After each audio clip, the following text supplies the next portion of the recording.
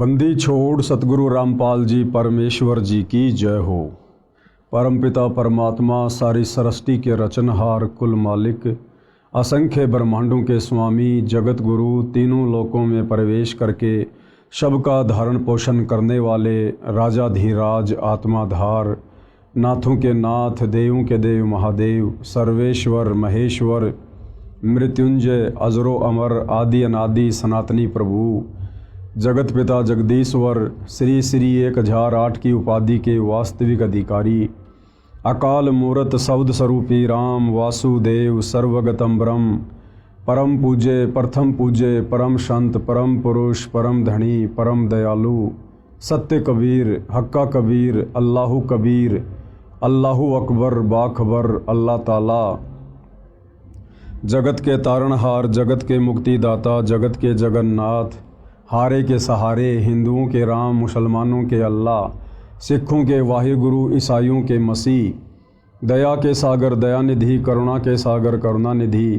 स्वयंभू परिभू संकट मोचन कष्टहरण मंगल करण दुख भंजन अविगत कबीर निर्विकार निर्विषम परमात्मा अलय अलेख सतगुरु आदि अनादि सतगुरु असली मर्यादा पुरुषोत्तम असली राम असली कृष्ण असली घनश्याम असली मुरारी राजाओं के राजा महाराजाओं के महाराजा शहंशाहों के शहंशाह सम्राटों के सम्राट भगवानों के भगवान अल्लाहों के अल्लाह प्रभुओं के प्रभु मसीहाओं के मसीह सच्चे वाहिगुरु बाबाओं के बाबा पीरों के पीर सेठों के सेठ जगत सेठ सावड़सा सेठ सर्वगुण संपन्न अनंत कोटि कलाओं के स्वामी अनंत कोटि ब्रह्मांडों के नायक योगियों में महायोगी ध्यानियों में महाध्यानी सिद्धों में परम सिद्ध ज्ञानियों में तत्वज्ञानी ब्रह्म ज्ञानी महाज्ञानी परम ज्ञानी सर्वश्रेष्ठ ज्ञानी विज्ञानी युवा कबीर समर्थ कबीर असमवात अमित ओझा सच्चे रहनुमा करीम अल्लाह सुभान अल्लाह दुनिया के अंतिम पैगंबर 8 सितंबर 1951 से गांव धनाना जिला सोनीपत हरियाणा भारतवर्ष की पावन भूमि पे प्रकट रियल कल की भगवान श्री नारायण साकार हरि श्री बाबा साहेब नूर अनंत परमात्मा सच्चे दरवेश सच्चे बाखबर संत श्रोमणी सतगुरु रामपाल जी परमेश्वर जी के चरण कमल में साध संगति से जुड़े हुए देश विदेश से आप और हम सभी सत्सेवक भाई बहनों का अनंत कोटि दंडोत प्रणाम। भाई और बहनों, बहुत बड़ी दया बहुत बड़ी मेहर पूरे विश्व पर परम पूज्य परमेश्वर सतगुरु रामपाल जी की, जिनके कर कमल से लिखित पवित्र पुस्तक हिंदू साहिबान नहीं समझे गीता वेद पुराण, इस पुस्तक के ऊपर वीडियो बनाने की श्रृंखला जारी है।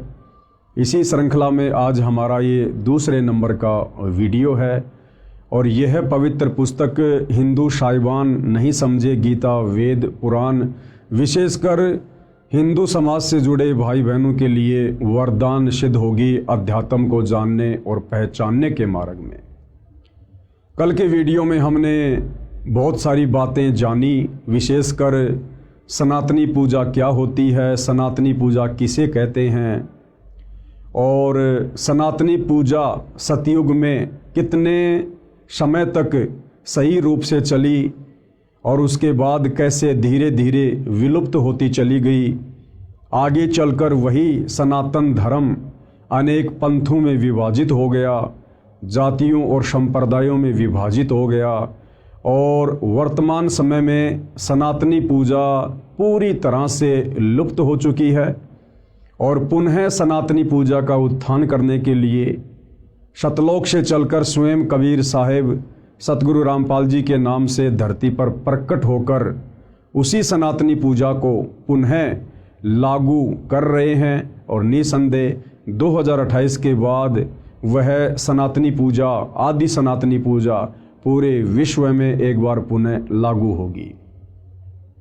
इसके साथ साथ पूज्य गुरुदेव ने हमें बताया कि चारों वेदों में और गीता जी में भक्ति मार्ग का मोक्ष मार्ग का कंप्लीट ज्ञान नहीं है। उसके लिए हमने सूक्ष्म वेद को आधार बनाना पड़ेगा। सूक्ष्म वेद यानी कबीर परमात्मा स्वयं पृथ्वी पर चलकर संत रूप में जब ज्ञान देते हैं उस ज्ञान को लिपिबद्ध कर लिया जाता है, जिसको कबीर वाणी के नाम से भी जाना जाता है। तो 650 साल पहले कबीर परमात्मा सतलोक से चलकर बनारस के काशी शहर में प्रकट हुए थे। 120 वर्ष तक उन्होंने हम आत्माओं को ज्ञान दिया, तत्व ज्ञान दिया। आगे चलकर एक अच्छी आत्मा आदरणीय धर्मदास जी के माध्यम से उस ज्ञान को कबीर सागर नामक पुस्तक में लिपिबद्ध कर लिया गया, जिसको 5वां वेद सूक्ष्म वेद कहते हैं।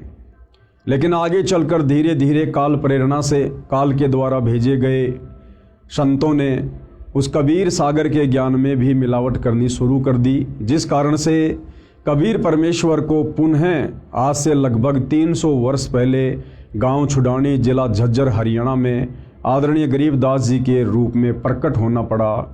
एक सांसारिक जीवन उन्होंने जिया। हालांकि परमात्मा कभी किसी माँ के गर्भ से जन्म लेकर नहीं आता है, लेकिन समर्थ उसको कहते हैं जो कुछ भी लीला कर सकता है। तो हम जीव आत्माओं की चरम दृष्टि को धोखा देते हुए कबीर परमेश्वर स्वयं गरीबदास जी के रूप में प्रकट हुए। उन्होंने एक मुँह बोली माँ बनाई, एक मुँह बोला पिता बनाया, और इस अध्यात्म को पुनः उन्होंने जीवित किया। और अंत में सतलोक जाने से पूर्व उन्होंने 24,000 वाणियों से युक्त एक नए सूक्ष्म वेद सदग्रंथ साहिब की रचना करवाई, जिस सूक्ष्म वेद को आधार बनाकर आज सतगुरु रामपाल जी हम आत्माओं को वह ज्ञान समझा रहे हैं। तो आज की वीडियो में भाई और बहनों हम शुरुआत करेंगे कि आदरणीय गरीबदास जी कौन थे और गरीबदास जी ने जो ज्ञान दिया है उस परमेश्वर के विषय में कि वो परमात्मा कौन है, कैसा है, कहाँ रहता है, कैसे मिलता है। तो इसका प्रमाण हमारे वेदों में, गीता जी में कहाँ कहाँ है। आज हम इन सभी बातों को ध्यानपूर्वक सुनेंगे। तो चलिए शुरू करते हैं गुरुदेव भगवान के आशीर्वाद से। संत गरीबदास जी को 10 वर्ष की आयु में परमात्मा सर्वोपरि लोक सनातन परम धाम यानी सतलोक से आकर गांव छुडानी, जिला झज्जर, हरियाणा में मिले थे। उनकी आत्मा को ऊपर ले गए जहां परमात्मा रहता है। जिस प्रकार कबीर जी 650 साल पहले बेई नदी पर सिख धर्म के प्रवर्तक आदरणीय नानक जी को मिले और नानक जी की आत्मा को शरीर से निकालकर सतलोक लेकर गए, सचखंड लेकर गए, उन्हें सब कुछ दिखाया, सृष्टि रचना से परिचित करवाया, ब्रह्मा विष्णु महेश के लोक दिखाए, 33 करोड़ देवी देवता दिखाए, पूरी सृष्टि का मैनेजमेंट किस प्रकार से चलता है, उन्हें हर प्रकार की बातों से परिचित करवाकर तीसरे दिन वापस उनके शरीर में बेई नदी के पास छोड़ा। ठीक इसी प्रकार वही कबीर परमात्मा अपना डबल रोल करते हुए आप और हम आत्माओं को अध्यात्म ज्ञान समझाते हुए पहले तो गरीबदास जी के रूप में धरती पर शिशु रूप में प्रकट हो जाते हैं, और जब गरीबदास जी के रूप में कबीर परमात्मा 10 वर्ष के होते हैं, उसके बाद अपने दूसरे रूप में जिंदा बाबा वाले रूप में गरीबदास जी को मिलते हैं और सांसारिक लोक दिखावे में गरीबदास जी की आत्मा को निकाल कर सतलोक लेकर जाते हैं। और नानक जी की तरह उन्हें भी हर प्रकार की बातों से, सृष्टि रचना से, देवी देवताओं की स्थिति से, सर्व ब्रह्मांडों से धर्मराज के दरबार में ले जाकर सब कुछ दिखाकर कंप्लीट अध्यात्म ज्ञान उन्हें देते हैं। उनका ज्ञान योग खोलते हैं और वापस गरीबदास जी को उसी शरीर में छोड़ देते हैं। उसके बाद गरीबदास जी ने 24,000 वाणियों युक्त सदग्रंथ साहिब की रचना की। उनकी आत्मा को ऊपर ले गए जहां परमात्मा रहता है। अब वो परमात्मा कहाँ रहता है, कौन है वो परमात्मा, कैसा है वो परमात्मा, इसका जिक्र, इसका वर्णन वेदों में कहाँ कहाँ है। प्रमाण ऋग्वेद मंडल 9 सूक्त 54 मंत्र 3 में कहा है कि परमेश्वर सबसे ऊपर के लोक में विराजमान है। परमेश्वर यानी परम अक्षर ब्रह्म, सत्य पुरुष, कबीर देव सबसे ऊपर के लोक में विराजमान है। अब भाई और बहनों, हिंदू समाज के जो श्रद्धालु धर्मगुरु श्री रामचंद्र जी को भगवान कहते हैं, परमात्मा कहते हैं, श्री कृष्ण जी को भगवान कहते हैं, परमात्मा कहते हैं। अब जिस समय ये वेद लिखे गए थे उस समय तक तो भाई और बहनों श्री राम और श्री कृष्ण जी का जन्म भी नहीं हुआ था। तो ये कहाँ से पूर्ण परमात्मा हो सकते हैं, समर्थ भगवान हो सकते हैं? क्योंकि वेद सतयुग में मनु को मिले थे, मनु ने फिर आगे ऋषियों को दिया, फिर आगे आम समाज में ये ज्ञान उतारा गया। तो वेदों का ज्ञान ब्रह्मा जी के द्वारा अपने वंशजों को सतयुग में दिया गया था, जबकि श्री रामचंद्र जी का जन्म तो त्रेता युग में यानी सतयुग के लाखों वर्ष बाद हुआ था, और श्री कृष्ण जी का जन्म तो अभी ज़्यादा समय नहीं बीता है, लगभग 5,500 वर्ष पहले यानी द्वापर के अंत में श्री कृष्ण जी का जन्म हुआ था। तो वेदों में जिस पूर्ण ब्रह्म परमात्मा का जिक्र है वो परमात्मा कौन है? वो है असल में आदि राम, सबसे पहले वाला राम। वो है वास्तव में परमात्मा, परम अक्षर ब्रह्म। ऋग्वेद मंडल 9 सूक्त 54 मंत्र 3 में कहा है कि परमेश्वर सबसे ऊपर के लोक में विराजमान है। प्रमाण के लिए देखें ये फोटोकॉपी इस मंत्र की, जिसका अनुवाद आर्य समाज के अनुवादकों ने किया है। इसके प्रकाशक तिलकराज आर्य, अध्यक्ष आर्य प्रकाशन 814, कुंडेवालान अजमेरी गेट दिल्ली है, तथा मुद्रक अजय प्रिंटर्स शादरा दिल्ली है। और इसमें क्या कुछ लिखा गया है पूर्ण ब्रह्म परमात्मा परम अक्षर ब्रह्म की स्थिति के विषय में हम देखते हैं। प्रमाण ऋग्वेद मंडल नंबर 9 सूक्त 54 मंत्र 3। ये मंत्र आपके सामने है, आप इसको देख सकते हैं, पढ़ सकते हैं। इसका वास्तविक अनुवाद सतगुरु रामपाल जी ने किया है, जो इस प्रकार से है। विवेचन में हम पढ़ते हैं परमेश्वर ने क्या लिखा है, किस प्रकार समझाया है।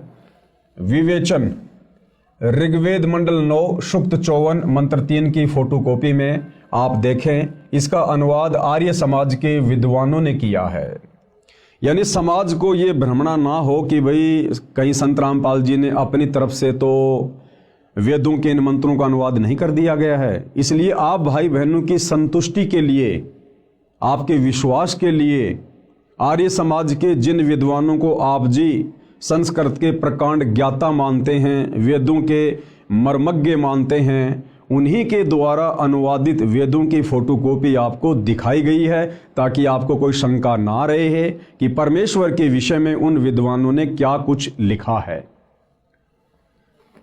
उनके अनुवाद में भी स्पष्ट है कि वह परमात्मा भुवनोपरि यानी संपूर्ण ब्रह्मांडों के ऊर्ध्व यानी ऊपर वाले, अर्थात ऊपर तिष्ठति यानी विराजमान है, ऊपर बैठा है, कि वो सबका परमात्मा जो तीनों लोकों में प्रवेश करके सबका धारण पोषण करता है, परम अक्षर ब्रह्म, वो तीनों लोकों से ऊपर यानी वो सतलोक में विराजमान है, सनातन परम धाम में विराजमान है वो परमात्मा। इसका यथार्थ अनुवाद इस प्रकार है। अयम यानी यह, सोम यानी देव, चंद्रमा जैसा शीतल अमर परमेश्वर, सूर्य है, सूर्य के नए यानी समान, विश्वानी यानी सर्व को यानी सभी को, पुनान यानी पवित्र करता हुआ, भुवनोपरि अर्थात सर्व ब्रह्मांडों के ऊर्ध्व अर्थात ऊपर, तिष्ठति यानी बैठा है। अब भावार्थ में हम इसको अच्छे से समझेंगे। भावार्थ में पूज्य गुरुदेव भगवान ने हमें किस प्रकार से समझाया है। भावार्थ, जैसे सूर्य ऊपर है, क्या कह रहे हैं गुरुदेव भगवान, जैसे सूर्य ऊपर है और अपना प्रकाश तथा उष्णता से सर्व को लाभ दे रहा है। हम सबको पता है कि सूर्य पृथ्वी से करोड़ों किलोमीटर दूर स्थित है, लेकिन सूर्य वहां होते हुए भी पूरी पृथ्वी पर समान रूप से प्रकाश और अपनी उष्णता दे रहा है। इसी प्रकार वो परम अक्षर ब्रह्म, सत्य पुरुष कबीर परमात्मा सबसे ऊपर के लोक में, सनातन परम धाम में, सतलोक में, सचखंड में बैठकर भी अपनी शक्ति से वो परमेश्वर सबका पालन पोषण करता है, सबके कार्य उनके कर्मानुसार सिद्ध करता है। जैसे सूर्य ऊपर है और अपना प्रकाश तथा उष्णता से सभी को लाभ दे रहा है, इसी प्रकार यह अमर परमेश्वर, अमर यानी जिसका कभी विनाश नहीं होता है, कबीर परमेश्वर कभी विनाश में नहीं आते, वे अकाल मूर्त हैं, काल उनको नष्ट नहीं कर सकता। इसी प्रकार यह अमर परमेश्वर जिसका ऊपर के मंत्र में वर्णन किया है, सभी ब्रह्मांडों के ऊपर बैठा है। कबीर परमेश्वर जी ने संत गरीबदास जी को उसी परमेश्वर ने ऊपर ले जाकर पुनः पृथ्वी पर छोड़ा था। उनको मरा हुआ जानकर अंतिम संस्कार के लिए चिता पर रख दिया गया था। ये गरीबदास जी के विषय में एक लंबी कहानी है कि किस प्रकार से गरीबदास जी को मरा हुआ जानकर जब उनकी आत्मा को शरीर से निकालकर जिंदा बाबा के रूप में कबीर परमात्मा सतलोक लेकर गए थे, तो पीछे से गांव वालों ने सोचा कि गरीबदास जी मर चुका है और उनको मरा हुआ जानकर उनके शरीर को चिता पर लेटा दिया था। उसी समय सतलोक में बैठे परमात्मा ने कहा कि गरीबदास देख, तेरे शरीर को मरा हुआ जानकर तुझे जलाने जा रहे हैं बेटा, वो तेरे शरीर को नष्ट कर देंगे, अब तू तुरंत नीचे जा। और कबीर परमात्मा ने सेकंडों में सतलोक से, जिस सतलोक की दूरी पाताल लोक से 16 शंख कोश है, एक सेकंड के अंदर कबीर परमेश्वर ने अपनी शक्ति से गरीबदास जी के शरीर में वापस आत्मा प्रवेश करवा दी। उनको मृतक जानकर अंतिम संस्कार के लिए चिता पर रख दिया था। अचानक जीवित हो गया। फिर 51 वर्ष जीवित रहे, कुल 61 वर्ष जीवित रहे। उनको परमात्मा ने संपूर्ण अध्यात्म ज्ञान यानी तत्व ज्ञान यानी सूक्ष्म वेद यानी 5वां वेद, जो ज्ञान देने के लिए परमात्मा सतलोक से आते हैं, जो मुक्ति का ज्ञान चारों वेदों में नहीं है, गीता जी में नहीं है, वो 5वां वेद सूक्ष्म वेद जिसको तत्व ज्ञान कहते हैं, वो सारा का सारा ज्ञान परमात्मा ने आदरणीय गरीबदास जी के हृदय में प्रवेश कर दिया था और उनका ज्ञान योग खोल दिया था। उनका ज्ञान योग खोल दिया। उसके पश्चात संत गरीबदास जी ने बताया कि कुल का मालिक एक है। भाइयों और बहनों, जिस प्रकार से परमात्मा ने वेद व्यास जी का ज्ञान योग खोल दिया था और वेद व्यास जी ने पहले के युगों में घटित घटनाओं का चित्रण ज्यों का त्यों 18 पुराणों में, गीता जी में, वेदों में और बहुत सारे ग्रंथ लिखकर उन्होंने किया, इसी प्रकार पूर्ण ब्रह्म परमात्मा अक्षर पुरुष कबीर देव ने आदरणीय गरीबदास जी का भी ज्ञान योग खोल दिया था। और आदरणीय गरीबदास जी आज से पहले का और आगे होने वाली घटनाओं का सब कुछ वो जान सकते थे और देख सकते थे। संत गरीबदास जी ने बताया कि कुल का मालिक एक है, क्योंकि गरीबदास जी भाइयों और बहनों कबीर परमात्मा के साथ जाकर पूरी सृष्टि के ज्ञान से परिचित हो चुके थे।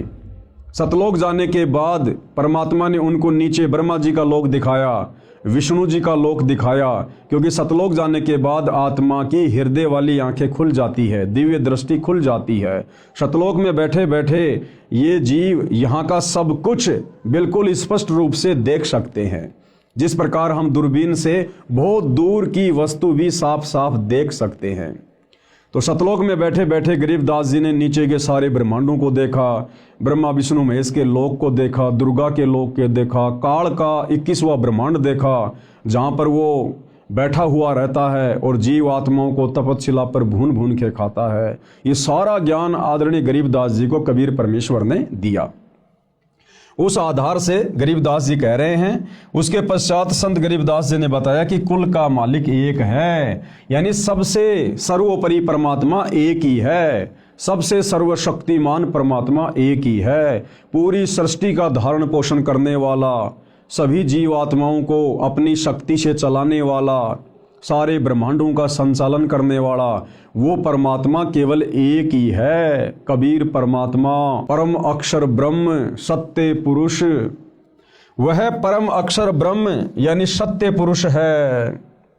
विश्व के सब प्राणी उसी के बच्चे हैं, यानी ब्रह्मा विष्णु महेश, 33 करोड़ देवी देवता, दुर्गा, काल, महाकाल, जितने भी जीव हैं, प्राणी हैं इस सृष्टि में, हम सब उस कबीर परमेश्वर की वचन शक्ति से उत्पन्न उनके बच्चे हैं, हम उनकी संतान हैं।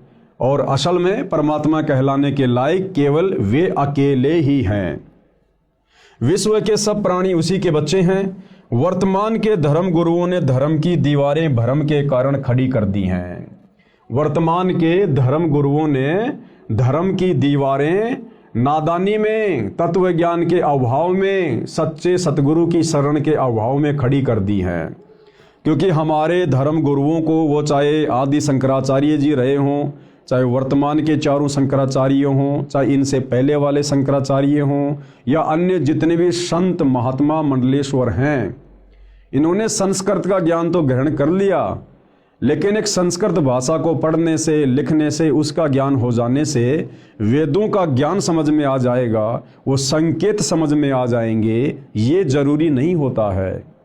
तो हमारे आचार्यों को, शंकराचार्यों को, धर्म गुरुओं को, इनको संस्कृत भाषा का तो ज्ञान था, लेकिन संस्कृत भाषा में वेदों के श्लोक हमें भक्ति मार्ग के विषय में क्या समझाना चाहते हैं, ये हमारे धर्मगुरु नहीं समझ पाए। और जितना उन्होंने समझा अपनी बुद्धि अनुसार, उस प्रकार से उल्टा सीधा ज्ञान उन्होंने समाज में पेश कर दिया, जिस कारण से सनातन धर्म के टुकड़े होते चले गए। सनातन धर्म से फिर मुसलमान धर्म निकला, हिंदू धर्म निकला, ईसाई धर्म निकला, जैन धर्म निकला, नया सिख धर्म बन गया, बहुत सारे संप्रदाय और जातियां बनती चली गई, सिर्फ और सिर्फ तत्व ज्ञान के अभाव में, इन सदग्रंथों को ना समझ पाने के कारण हमारे धर्मगुरुओं ने धीरे धीरे समाज को अनेक संप्रदायों में बांट दिया। अन्यथा आदरणीय गरीबदास जी कह रहे हैं, गरीब वही मोहम्मद, वही महादेव, वही आदम, वही ब्रह्मा, गरीबदास दूसरा कोई नहीं, देख आपने घर मां।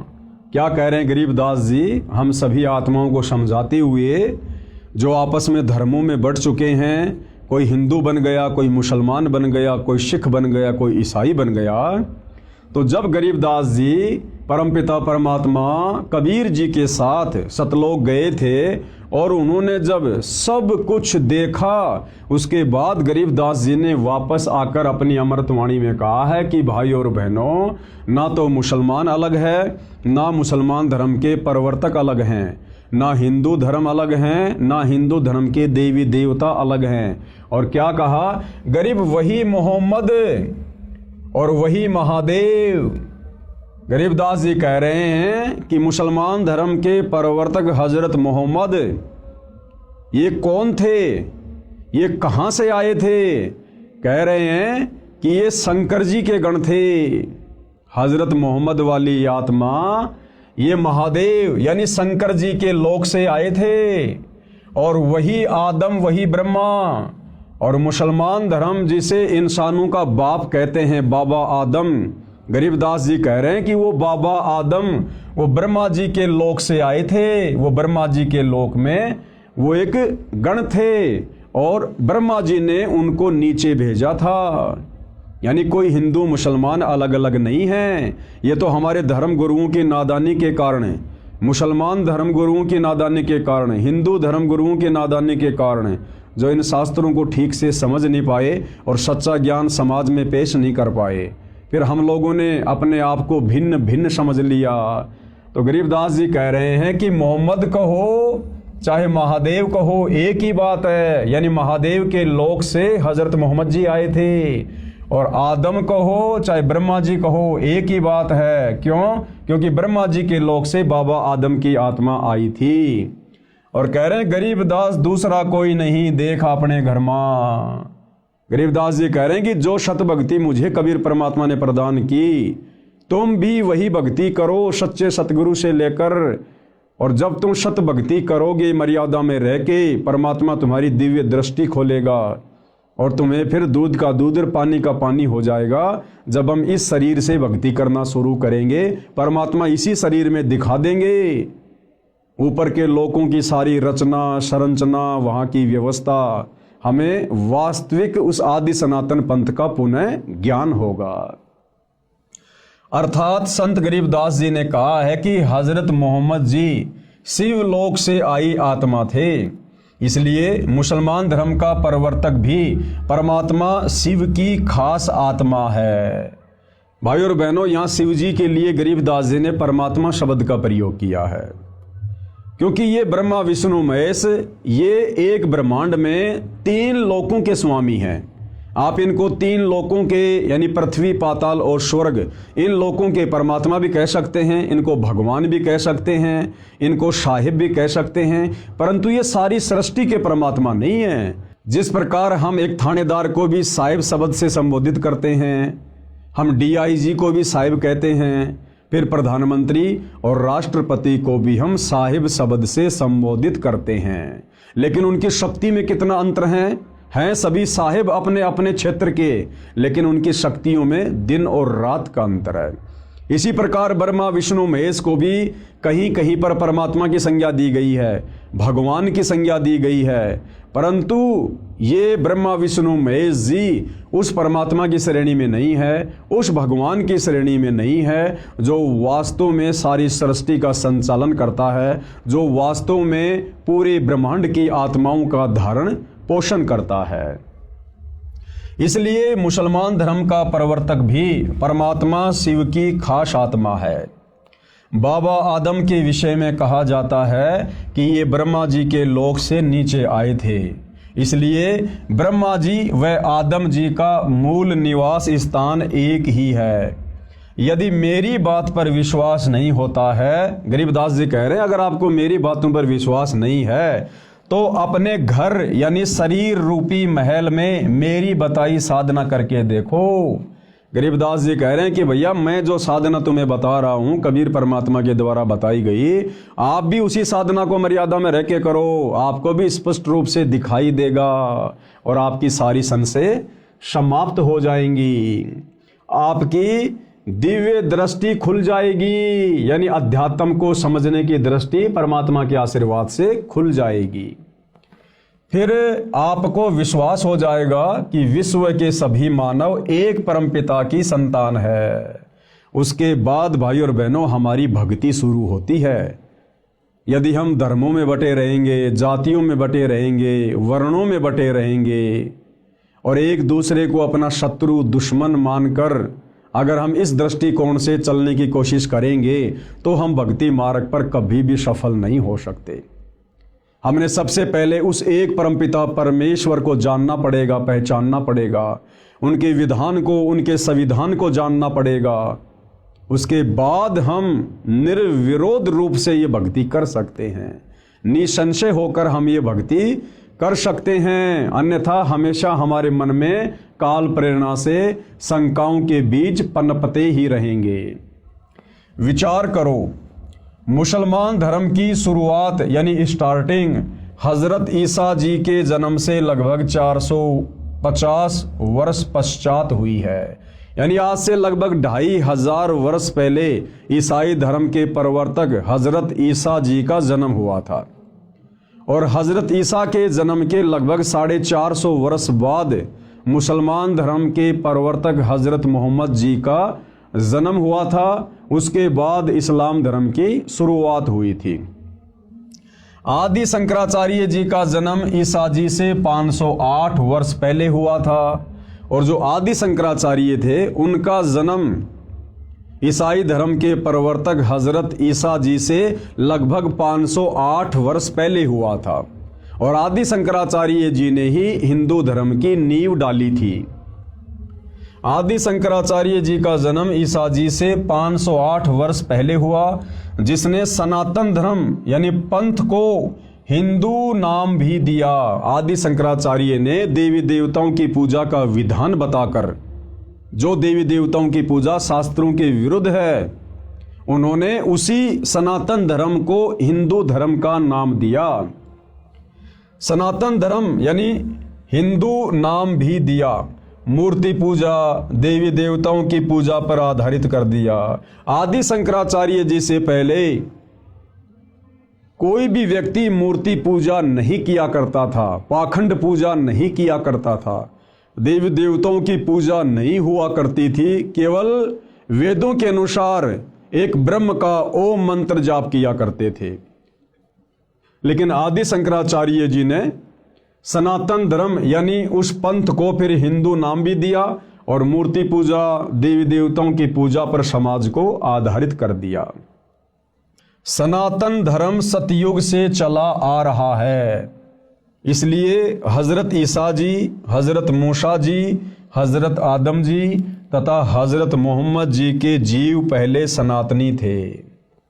सनातन धर्म सतयुग से चलता हुआ आ रहा है। सतयुग से कैसे?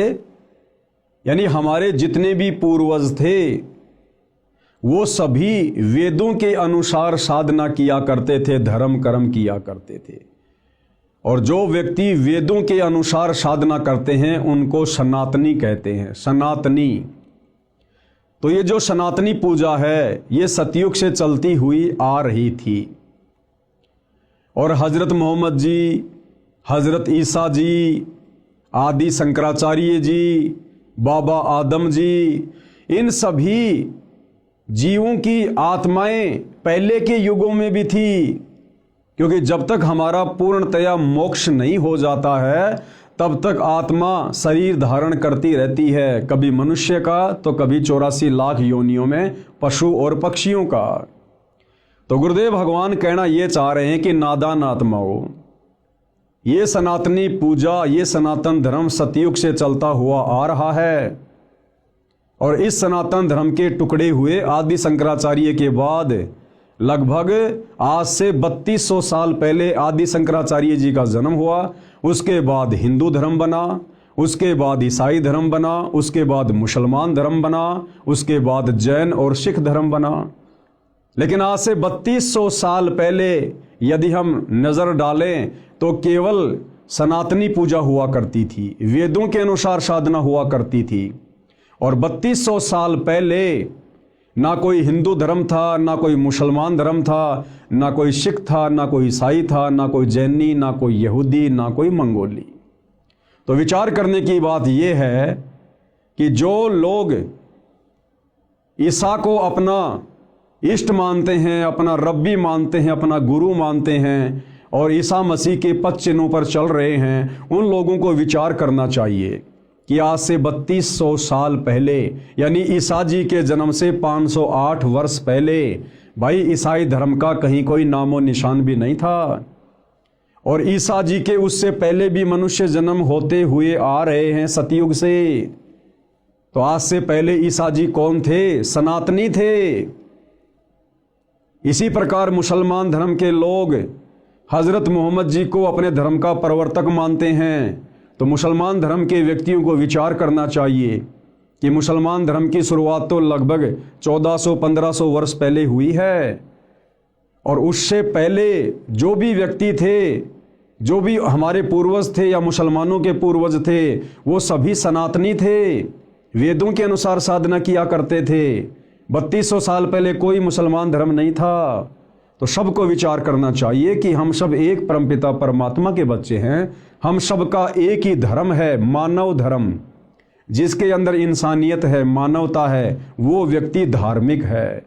और हमारी कोई जाति नहीं है, हम सब जीव हैं, जीव। कल को शरीर छूटने के बाद अगर भक्ति सही नहीं बनी तो 84 लाख योनियों में जाकर अन्य प्राणियों के शरीर धारण करेंगे। फिर 84 लाख योनियों का चक्कर काटने के बाद एक मनुष्य जन्म मिलेगा। और वो मनुष्य जन्म ना जाने फिर किस धर्म में मिल जाए, किस जाति में मिल जाए।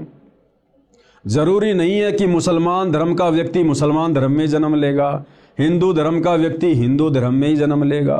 क्योंकि वर्तमान में हम जितने भी व्यक्ति आपस में धर्मों में बटे हुए हैं, हिंदू, मुसलमान, सिख, ईसाई, आज से 3200 वर्ष पहले हमारे पूर्वज सनातनी थे, सभी वेदों के अनुसार साधना किया करते थे। हम सब के संस्कार आपस में रले मिले हैं। तो भाइयों और बहनों, हमने इस सत्य आध्यात्मिक ज्ञान को समझकर, पहचान कर, इतिहास में नज़र डालकर, उसके बाद आप और हमने सतगुरु रामपाल जी से सत उपदेश लेकर ये सत भक्ति शुरू करनी चाहिए। जिस सत भक्ति के करने से हमारी आत्मा का कल्याण होगा। फिर हमने ना कभी हिंदू बनना, ना मुसलमान बनना, ना सिख बनना, ना ईसाई बनना, ना इस गंदे लोक में जन्म मरण के चक्कर में पड़े रहना, ना हमने गधे कुत्ते सूअर की योनियों में जाना, ना हमने नरक भोगना। हम उस परम अक्षर ब्रह्म सत्य पुरुष कबीर देव के साथ में, जिस कबीर देव ने आदरणीय गरीबदास जी को ले जाकर अपना सनातन परम धाम सतलोक दिखाया, जिस परम अक्षर ब्रह्म कबीर देव ने बेई नदी से आदरणीय नानक जी की आत्मा को शरीर से निकालकर सचखंड ले जाकर सर्व ज्ञान कराया, सारे लोक दिखाए, वहाँ के सुख दिखाए, वहाँ के ठाट बाट दिखाए, सतलोक में रहने वाली आत्माओं से मिलाया, उनके कितने सुंदर शरीर हैं, कैसा उनका परिवार है, कितने वहाँ पर ठाट बाट है। उसके बाद नानक जी ने नीचे आकर बखूबी उसका वर्णन किया और गरीबदास जी ने भी किया।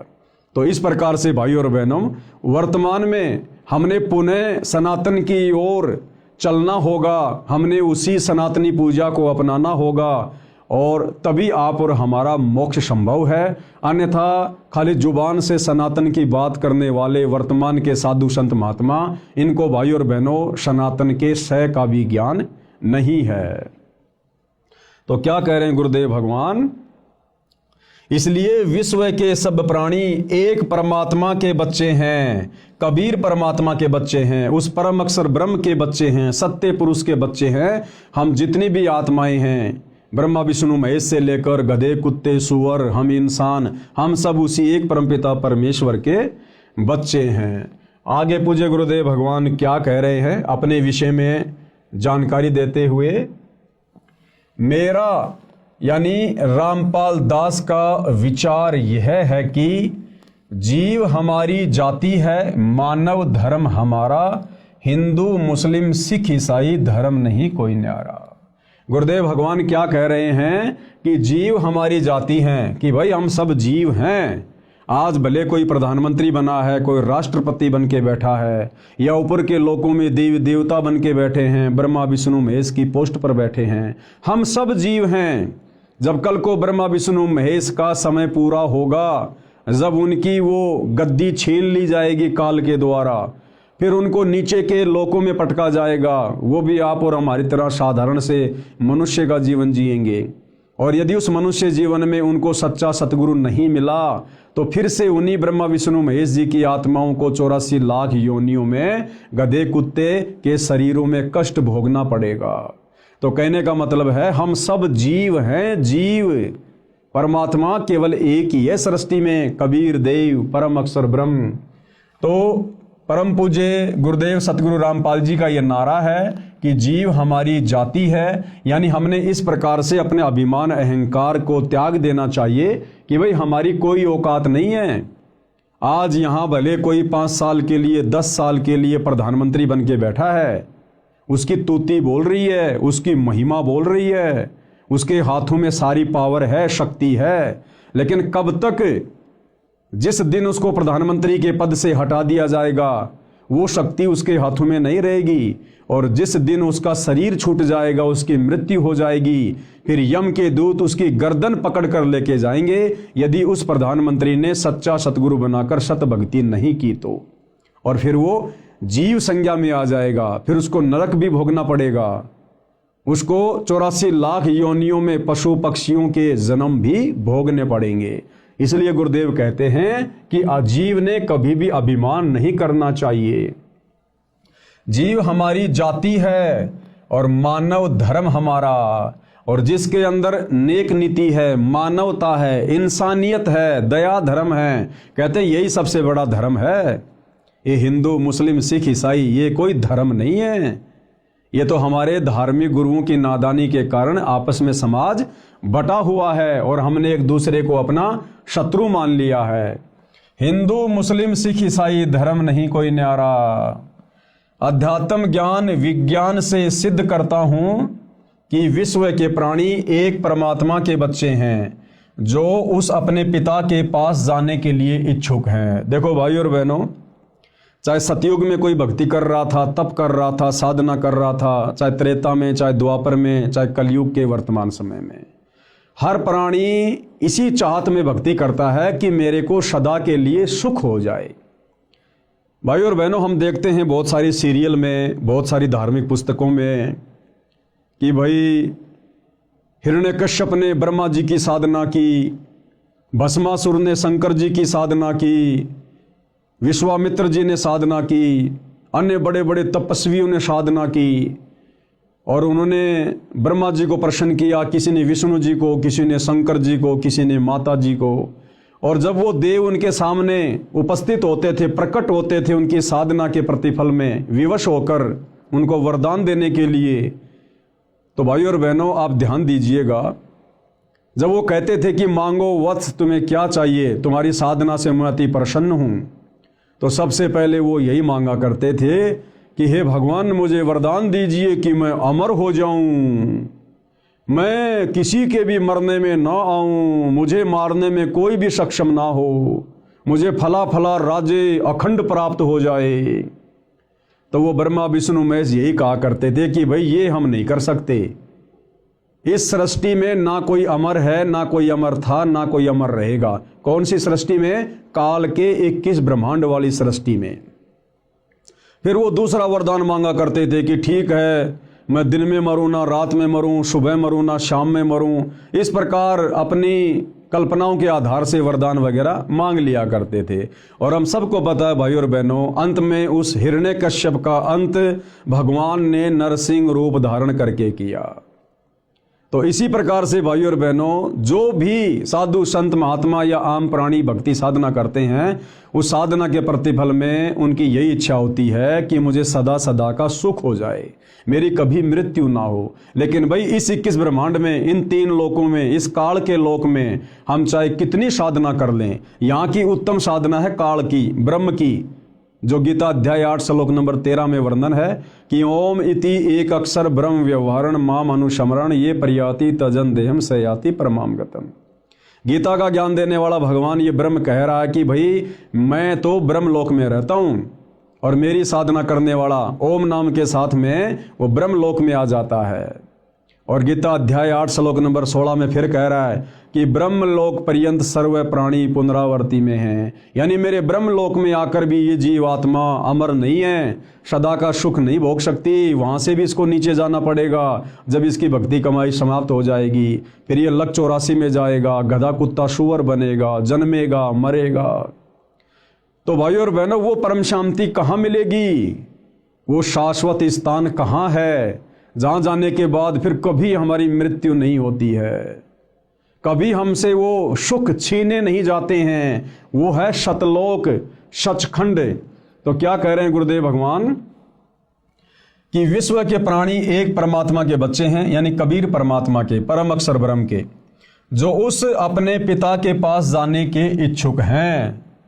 उसी के पास जाने के लिए भिन्न भिन्न भक्ति के उपाय कर रहे हैं। कोई मंदिर में जाता है, कोई मस्जिद में जाता है, कोई चर्च में, कोई गुरुद्वारे में।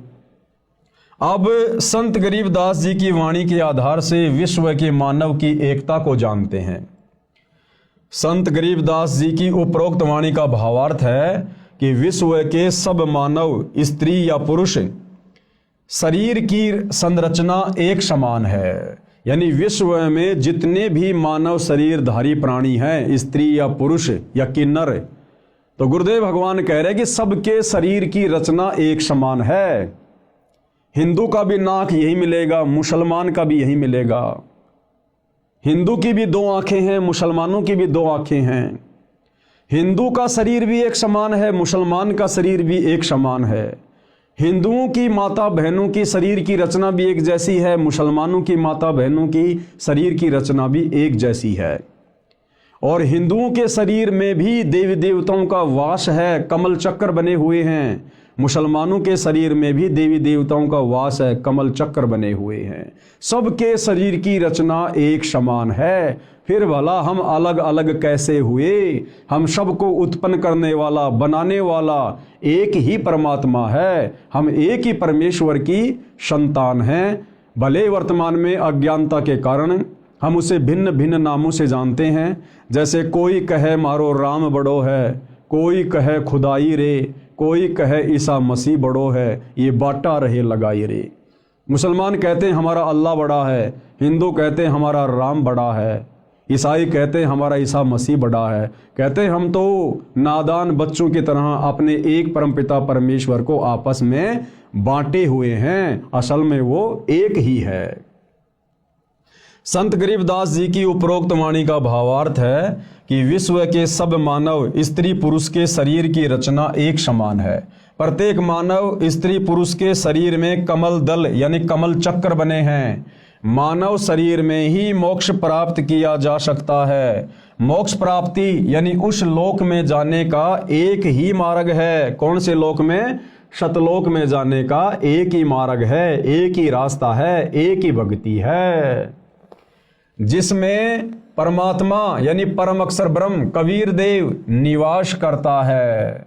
वह स्थान वह परम पद है जिसके विषय में गीता अध्याय 15 श्लोक 4 में वर्णन है। कहा है कि तत्व ज्ञान प्राप्त होने के पश्चात, यानी गीता अध्याय 4 श्लोक 34 में गीता का ज्ञान देने वाला भगवान जो अर्जुन को कह रहा था कि अर्जुन, अगर तुझे उस परम पद की खोज करनी है, तुझे यदि उस शाश्वत स्थान में जाना है, सदा सदा का सुख भोगना है, तो तू किसी तत्वदर्शी संत की खोज कर ले। उस तत्वदर्शी संत को प्रसन्न कर, उसको दंडवत कर, उसके बाद वो तत्वदर्शी संत तुझे तत्व ज्ञान का उपदेश करेगा। तो ये वही बात यहाँ कही जा रही है। गीता अध्याय 15 श्लोक 4 में कहा है कि तत्व ज्ञान प्राप्त होने के पश्चात परमेश्वर के उस परम पद की खोज करनी चाहिए। परमेश्वर कौन? कबीर जी, परम अक्षर ब्रह्म सत्य पुरुष। और उनका वो परम पद क्या है? सतलोक, सचखंड। कहते फिर उस सचखंड की खोज करनी चाहिए, जहां जाने के पश्चात साधक यानी भगत फिर लौटकर संसार में कभी नहीं आते। यानी उस तत्वदर्शी संत के बताए अनुसार साधना करके ये प्राणी फिर वापस जन्म मरण में इस लोक में नहीं रहता है, गधा कुत्ता सुअर नहीं बनता है, दुख नहीं भोगेगा सदा सदा के लिए। जैसे आदरणीय नानक जी सतलोक को देख कर आए थे, आदरणीय गरीबदास जी देख कर आए थे, और भी बहुत सारे महापुरुष देख कर आए थे, और उन्होंने वहाँ का बखूबी वर्णन किया। कहते हैं फिर ये साधक उस तत्वदर्शी संत की शरण में जाकर उसके बताए अनुसार साधना करके उस परमपिता परमेश्वर कबीर साहिब के परम पद को प्राप्त हो जाता है, जहां जाने के बाद प्राणी वापस लौटकर इस गंदे संसार में नहीं आता है। जहां जाने के पश्चात साधक यानी भगत फिर लौटकर संसार में कभी नहीं आते। जिस परमेश्वर से संसार रूप वृक्ष की प्रवृत्ति विस्तार को प्राप्त हुई है, यानी जिसने सृष्टि की उत्पत्ति की है, जो सबका धारण पोषण करने वाला है, उसकी भक्ति करो। जो ब्रह्मा विष्णु महेश का भी धारण पोषण करता है, 33 करोड़ देवी देवताओं का भी धारण पोषण करता है, सृष्टि के प्रत्येक प्राणी का धारण पोषण करता है। कहते हैं तत्वदर्शी संत को गुरु धारण करके उस परमेश्वर की भक्ति करो। तो भाइयों और बहनों, वो परमात्मा परम अक्षर ब्रह्म सत्य पुरुष कबीर देव स्वयं ही अपना ज्ञान बताने के लिए तत्वदर्शी संत की भूमिका करने के लिए पृथ्वी पर एक मनुष्य के रूप में प्रकट होता है, एक संत रूप में, सतगुरु रूप में। और निसंदेह वर्तमान में सतगुरु रामपाल जी पूरी पृथ्वी पर एकमात्र तत्वदर्शी संत हैं। तो सतगुरु रामपाल जी क्या परम शक्ति है, आप भली बात ही समझ सकते हैं। और वर्तमान में पूर्ण तत्वदर्शी संत सतगुरु रामपाल जी से उपदेश लेकर ही हम उस परम पद को, सतलोक को प्राप्त कर सकते हैं। दूसरा कोई साधन, कोई विकल्प कहीं भी आपको देखने और सुनने को नहीं मिलेगा। अब आगे गुरुदेव भगवान क्या कह रहे हैं। प्रमाण के लिए पेश है फोटोकॉपी गीता अध्याय 15 श्लोक 4 की, जिसके अनुवादक श्री जय दयाल गोविंदका जी हैं, प्रकाशक व मुद्रक गीता प्रेस गोरखपुर है। अब हम भाई बहनों को कैसे विश्वास हो कि उस परम पद के विषय में गीता जी में कहाँ लिखा हुआ है, क्योंकि आज से पहले तो हमारे किसी भी धर्म गुरु ने इस प्रकार से गीता जी को खोल खोल के, वेदों को खोल खोल के उनके श्लोक नहीं दिखाए, नहीं पढ़ाए। और आज से पहले हमारे पूर्वज अनपढ़ थे, उनको अक्षर ज्ञान नहीं था, उनको पढ़ने लिखने का भी अधिकार नहीं था। और जितने भी हमारे सदग्रंथ थे ये सारे के सारे संस्कृत भाषा में थे, जिस कारण से हमारे पूर्वज इनको समझ भी नहीं सकते थे। तो जैसा हमारे धर्म गुरुओं ने हमारे को धर्म के विषय में बताया, गीता जी के विषय में बताया, वेदों के अंदर क्या ज्ञान है हमें जैसा भी बता दिया गया, हमारे पूर्वजों ने सहर्ष स्वीकार कर लिया। लेकिन भाइयों और बहनों, आज सतगुरु रामपाल जी उंगली रख रख कर हमें इन समस्त धार्मिक ग्रंथों की गूढ़ सच्चाई से परिचित करवा रहे हैं। तो वर्तमान में धोखे की किसी प्रकार की कोई शंका नहीं होनी चाहिए। और बुद्धिमान समाज ने भी अपनी आंखों से इन समस्त प्रमाणों को देखकर, सबूतों को देखकर, जो हमारे ही धर्म की पवित्र पुस्तकों में वर्णित है, आप और हमने इस सच्चाई को फिर स्वीकार भी करना चाहिए अपनी आत्मा के कल्याण के लिए। तो गीता अध्याय 15 श्लोक 4 हमें क्या ज्ञान दे रहा है, ये गीता प्रेस गोरखपुर से प्रकाशित है और इसके अनुवादक जयदयाल गोविंदका जी हैं। और इसमें क्या कुछ लिखा है भाई और बहनों, हम ध्यान से इस श्लोक को पढ़ते हैं पूज्य गुरुदेव जी के आशीर्वाद से। तो भाई और बहनों, ये श्लोक लिखा हुआ है, आपकी आंखों के सामने है। यदि आपके पास में गीता जी है तो आप जी मिलान कर सकते हैं। जयदयाल गोविंदका जी ने संस्कृत के सामने हिंदी में अनुवाद किया है, आपकी आंखों के सामने है। उसके पश्चात उस परम पद रूप परमेश्वर को भली भांति खोजना चाहिए, जिसमें गए हुए पुरुष फिर लौटकर संसार में नहीं आते, और जिस परमेश्वर से इस पुरातन संसार वृक्ष की प्रवृत्ति विस्तार को प्राप्त हुई है, उसी आदि पुरुष नारायण के मैं शरण हूं। देखो भाई और बहनों, गीता जी का ज्ञान देने वाला भगवान, जिसको पूरा हिंदू समाज भगवान मान चुका था, परमात्मा मान चुका था, गीता का ज्ञान देने वाला भगवान अर्जुन से खुद कह रहा कि अर्जुन मैं भी उसी की शरण में हूं।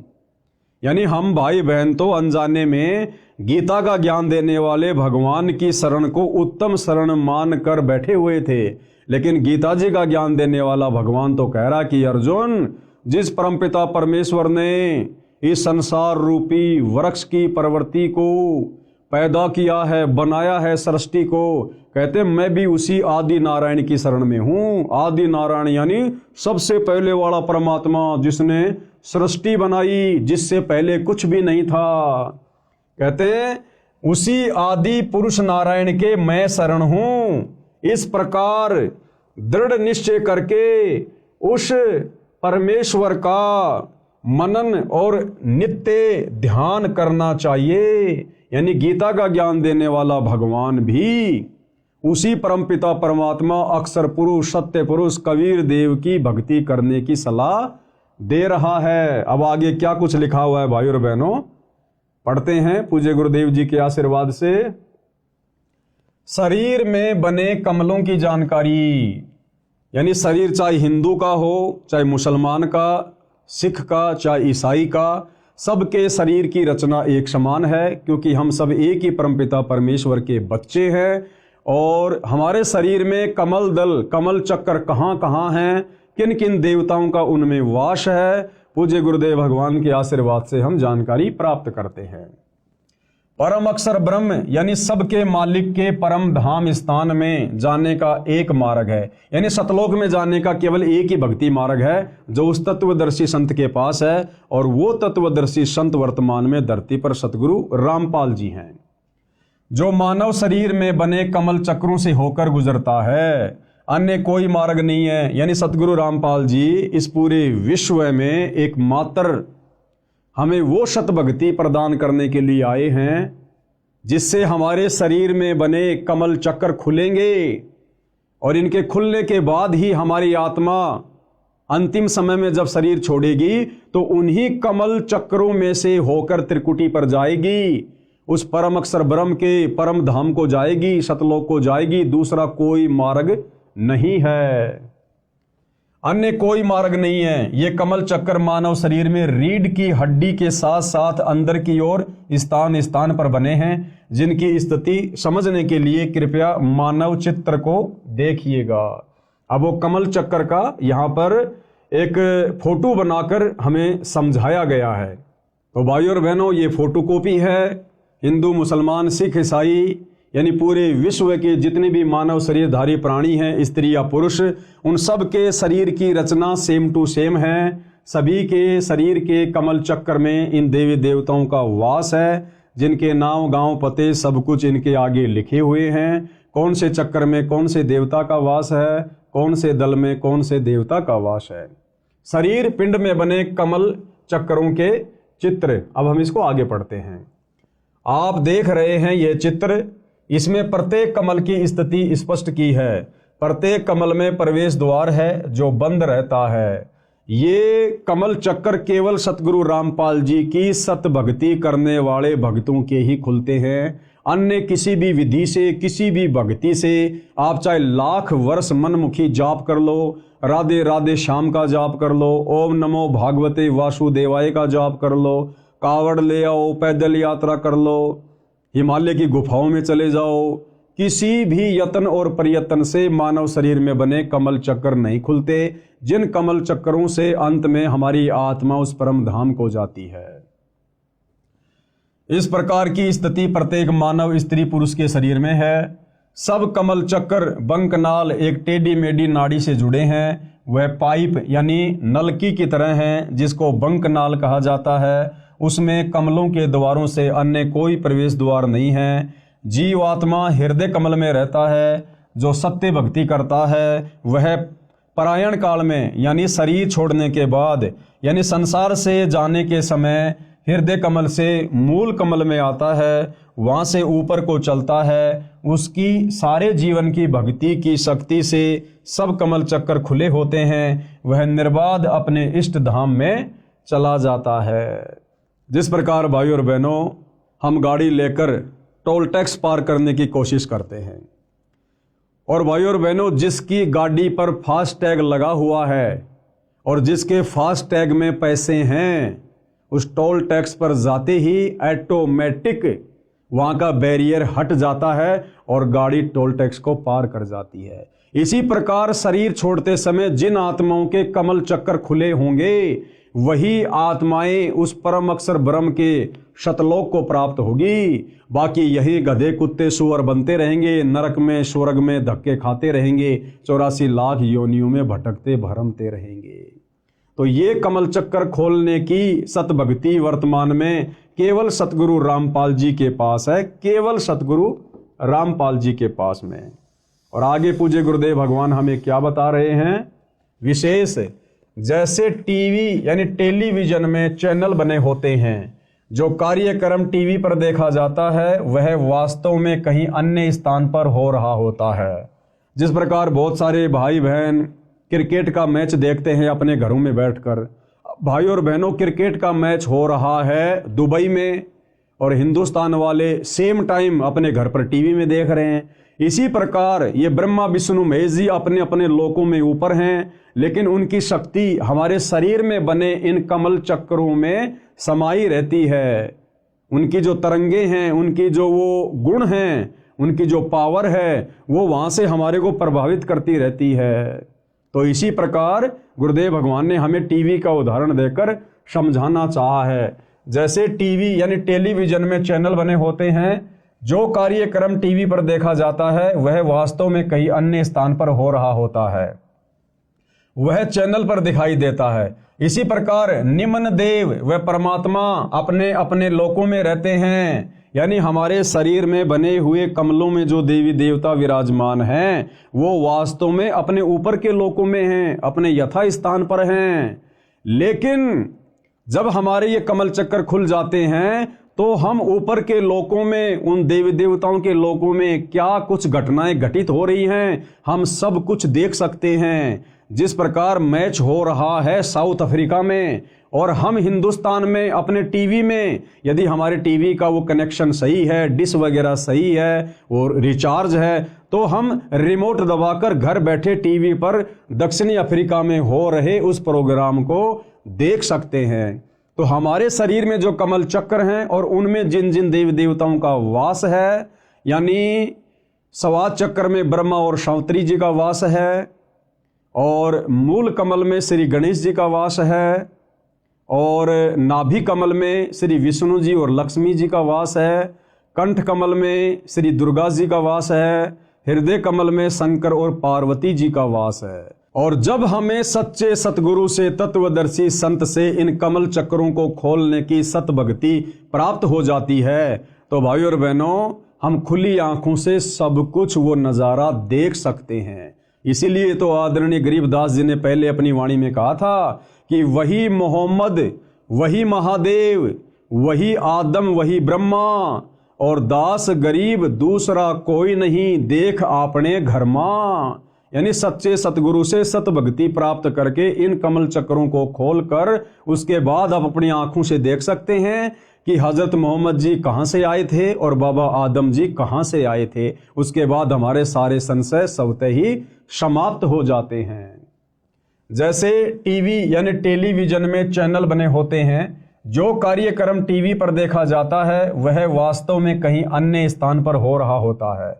वह चैनल पर दिखाई देता है। इसी प्रकार निम्न देव यानी शरीर के कमल चक्रों में जो देवी देवता हैं वह परमात्मा अपने अपने लोकों में होते हुए टीवी चैनल की तरह कमलों में दिखाई देते हैं।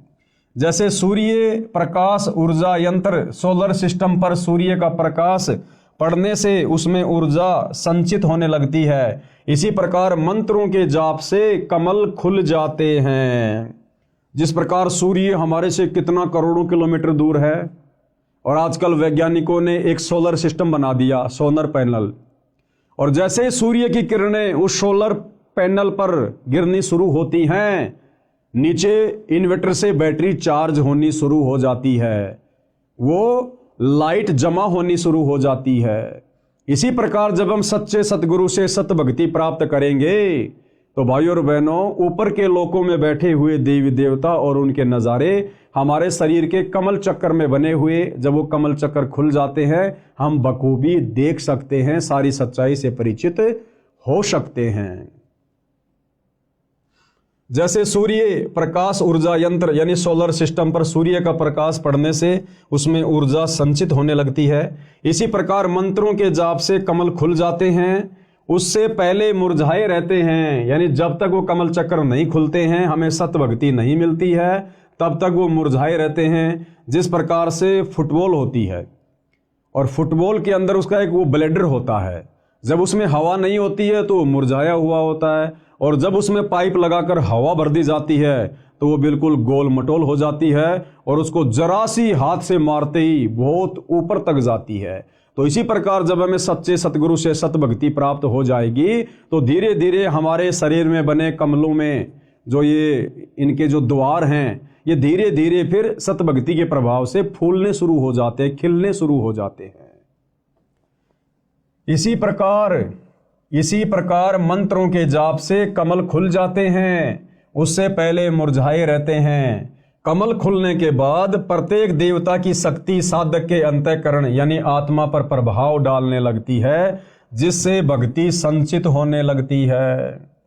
संत गरीबदास जी ने सूक्ष्म वेद में बताया है, उसमें कहा है कि तीनों देवता कमल बसें ब्रह्मा विष्णु महेश, प्रथम इनकी वंदना सुन सतगुरु उपदेश। यानी सबसे पहले जो सच्चा सतगुरु होता है वो इन्हीं कमल दलों में बैठे देवी देवताओं के सत मंत्र देता है, सत भक्ति देता है। जो तीनों लोकों के स्वामी हैं, ब्रह्मा विष्णु महेश है, साथ में गणेश जी हैं, दुर्गा जी हैं, सतगुरु रामपाल जी, सबसे पहले शरीर में बने कमल दल इनको खोलने के लिए इन्हीं देवी देवताओं की सत भक्ति वाले सत मंत्र देते हैं, जिनके प्रभाव से मात्र 4 महीने में हमारे कमल चक्रों के द्वार खुलने शुरू हो जाते हैं। ये कमल चक्र खिलने शुरू हो जाते हैं, दूसरा कोई तरीका धरती पर नहीं है। और कहते हैं उसके बाद फिर आगे सतगुरु के उपदेश सुनते रहना, सतगुरु के सत्संग सुनते रहना। उसके बाद फिर हमें पता चलेगा कि ब्रह्मा विष्णु महेश की भक्ति तो बहुत ही निम्न स्तर की है, ये तो शुरुआती भक्ति है, इसके ऊपर तो और बहुत सारी परम शक्तियां हैं। फिर आगे हमें सतगुरु रामपाल जी से उनके भी सत भक्ति मंत्र मिलेंगे, उनके द्वार खोलने के भी मंत्र मिलेंगे, और जब हमें सारी प्रोसीजर मिल जाएगी तब हम उस परमपिता परमेश्वर परम अक्षर ब्रह्म के परम धाम में जाएंगे, शतलोक में जाएंगे। तीनों देवता कमल बसै ब्रह्मा विष्णु महेश, यानी मुसलमान सिख ईसाई जैनी बौद्ध सबके शरीर में इन देवी देवताओं का वास है। और प्रथम इनकी वंदना यानी सतगुरु जो मंत्र देगा उस आधार से हमने इनकी वंदना करनी है, इनकी पूजा नहीं करनी। पूजा तो केवल एक परमपिता परमात्मा की करनी है, लेकिन सतगुरु हमें जो प्रोसीजर देगा यहाँ से पार होने की, उसमें शुरुआती प्रोसीजर है ब्रह्मा विष्णु महेश की साधना करना, इनकी भक्ति करना, और पूजा हमने साथ साथ में परम अक्षर ब्रह्म की ही करनी पड़ेगी। प्रथम इनकी वंदना, फिर सुन सतगुरु उपदेश, फिर आगे का ज्ञान सतगुरुदेव जी बताते हैं। अर्थात श्री ब्रह्मा जी, श्री विष्णु जी तथा श्री शिव जी तीनों देवता हमारे शरीर में बने कमल दलों यानी कमल चक्रों में बसे निवास करते हैं। इसलिए सर्वप्रथम साधना स्तुति इनकी करनी होती है। इनसे ऊपर की साधना तत्वदर्शी संत यानी सतगुरु से सुनो, फिर सुन सतगुरु उपदेश। आगे क्या कह रहे हैं पूज्य गुरुदेव भगवान? अब सुनो सतगुरु के द्वारा बताई नीचे व ऊपर की साधना का ज्ञान। सबसे पहले हमारे मनुष्य शरीर में, चाहे स्त्री का हो या पुरुष का हो, उसमें कौन से कमल चक्र कहाँ हैं, उन कमल चक्रों में किन किन देवताओं का या देवियों का वास है, अब ये विस्तार से समझाया जा रहा है, बताया जा रहा है। नंबर 1, मूल कमल। इसको मूल कमल कहो चाहे मूल चक्र कहो। मूल कमल में देवता श्री गणेश जी का निवास है। चाहे हिंदू का शरीर हो चाहे मुसलमान का, विश्व में जितने भी मानव शरीरधारी स्त्री पुरुष हैं, उन सब के शरीर की रचना एक समान है। तो मूल कमल में देवता श्री गणेश जी का निवास है। इसकी 4 पंखुड़ियां हैं। इसके प्रवेश द्वार को खोलने का एक मंत्र है, जो श्री गणेश जी की साधना करने का मूल मंत्र है, जिससे श्री गणेश जी तुरंत फल देने लगता है। जीव आत्मा के लिए प्रवेश द्वार खोल देता है। फिर आत्मा स्वादिष्टान चक्र यानी स्वाद चक्र की ओर चलती है, क्योंकि जीव आत्मा को उस लोक में जाना है जिसमें परमात्मा रहता है, जहां जाने के पश्चात भगत यानी साधक लौटकर संसार में नहीं आता है। फिर दूसरे नंबर का चक्र है स्वाद कमल या स्वाद चक्र। इसको स्वादिष्टान कमल चक्र भी कहा जाता है।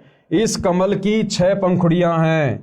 श्री ब्रह्मा जी तथा उनकी पत्नी सावित्री जी का निवास है। स्वाद चक्र में किन किन देवी देवताओं का वास है? श्री ब्रह्मा जी का और उनकी पत्नी श्री सावित्री जी का। इसके द्वार को खोलने का मंत्र है, जिसकी साधना यानी जाप करने से यह द्वार ब्रह्मा जी खोल देते हैं। जीवात्मा फिर ऊपर को नाभि कमल की ओर चलती है। अब भाइयों और बहनों, जब तक हमें इन देवी देवताओं के सच्चे भक्ति मंत्र नहीं मिलेंगे, तब तक ये अपना द्वार जीव आत्मा को आगे जाने के लिए खोलकर नहीं देते हैं।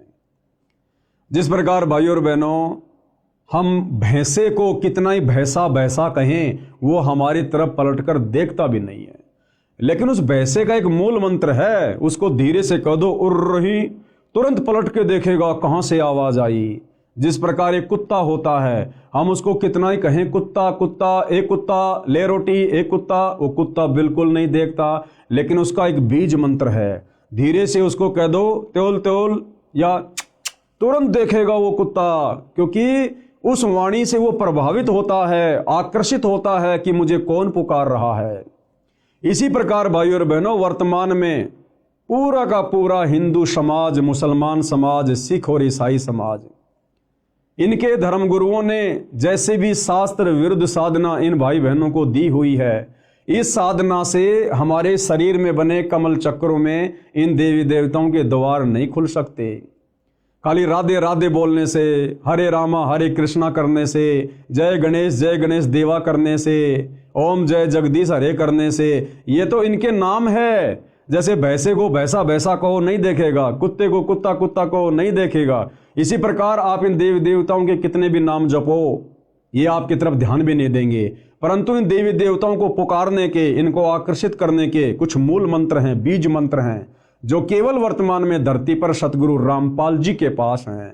और जब हम उन मंत्रों का जाप करेंगे तो ये हमारे लिए वो द्वार भी खोल देंगे और ये हमारी हर आवश्यकता को परमपिता परमेश्वर जी के आशीर्वाद से पूरा करेंगे, पूरा। तीसरा है नाभि कमल, नाभि चक्र। इसकी 8 पंखुड़ियां हैं। इसमें श्री विष्णु जी तथा इनकी पत्नी श्री लक्ष्मी जी का निवास है। इसका द्वार भी बंद रहता है।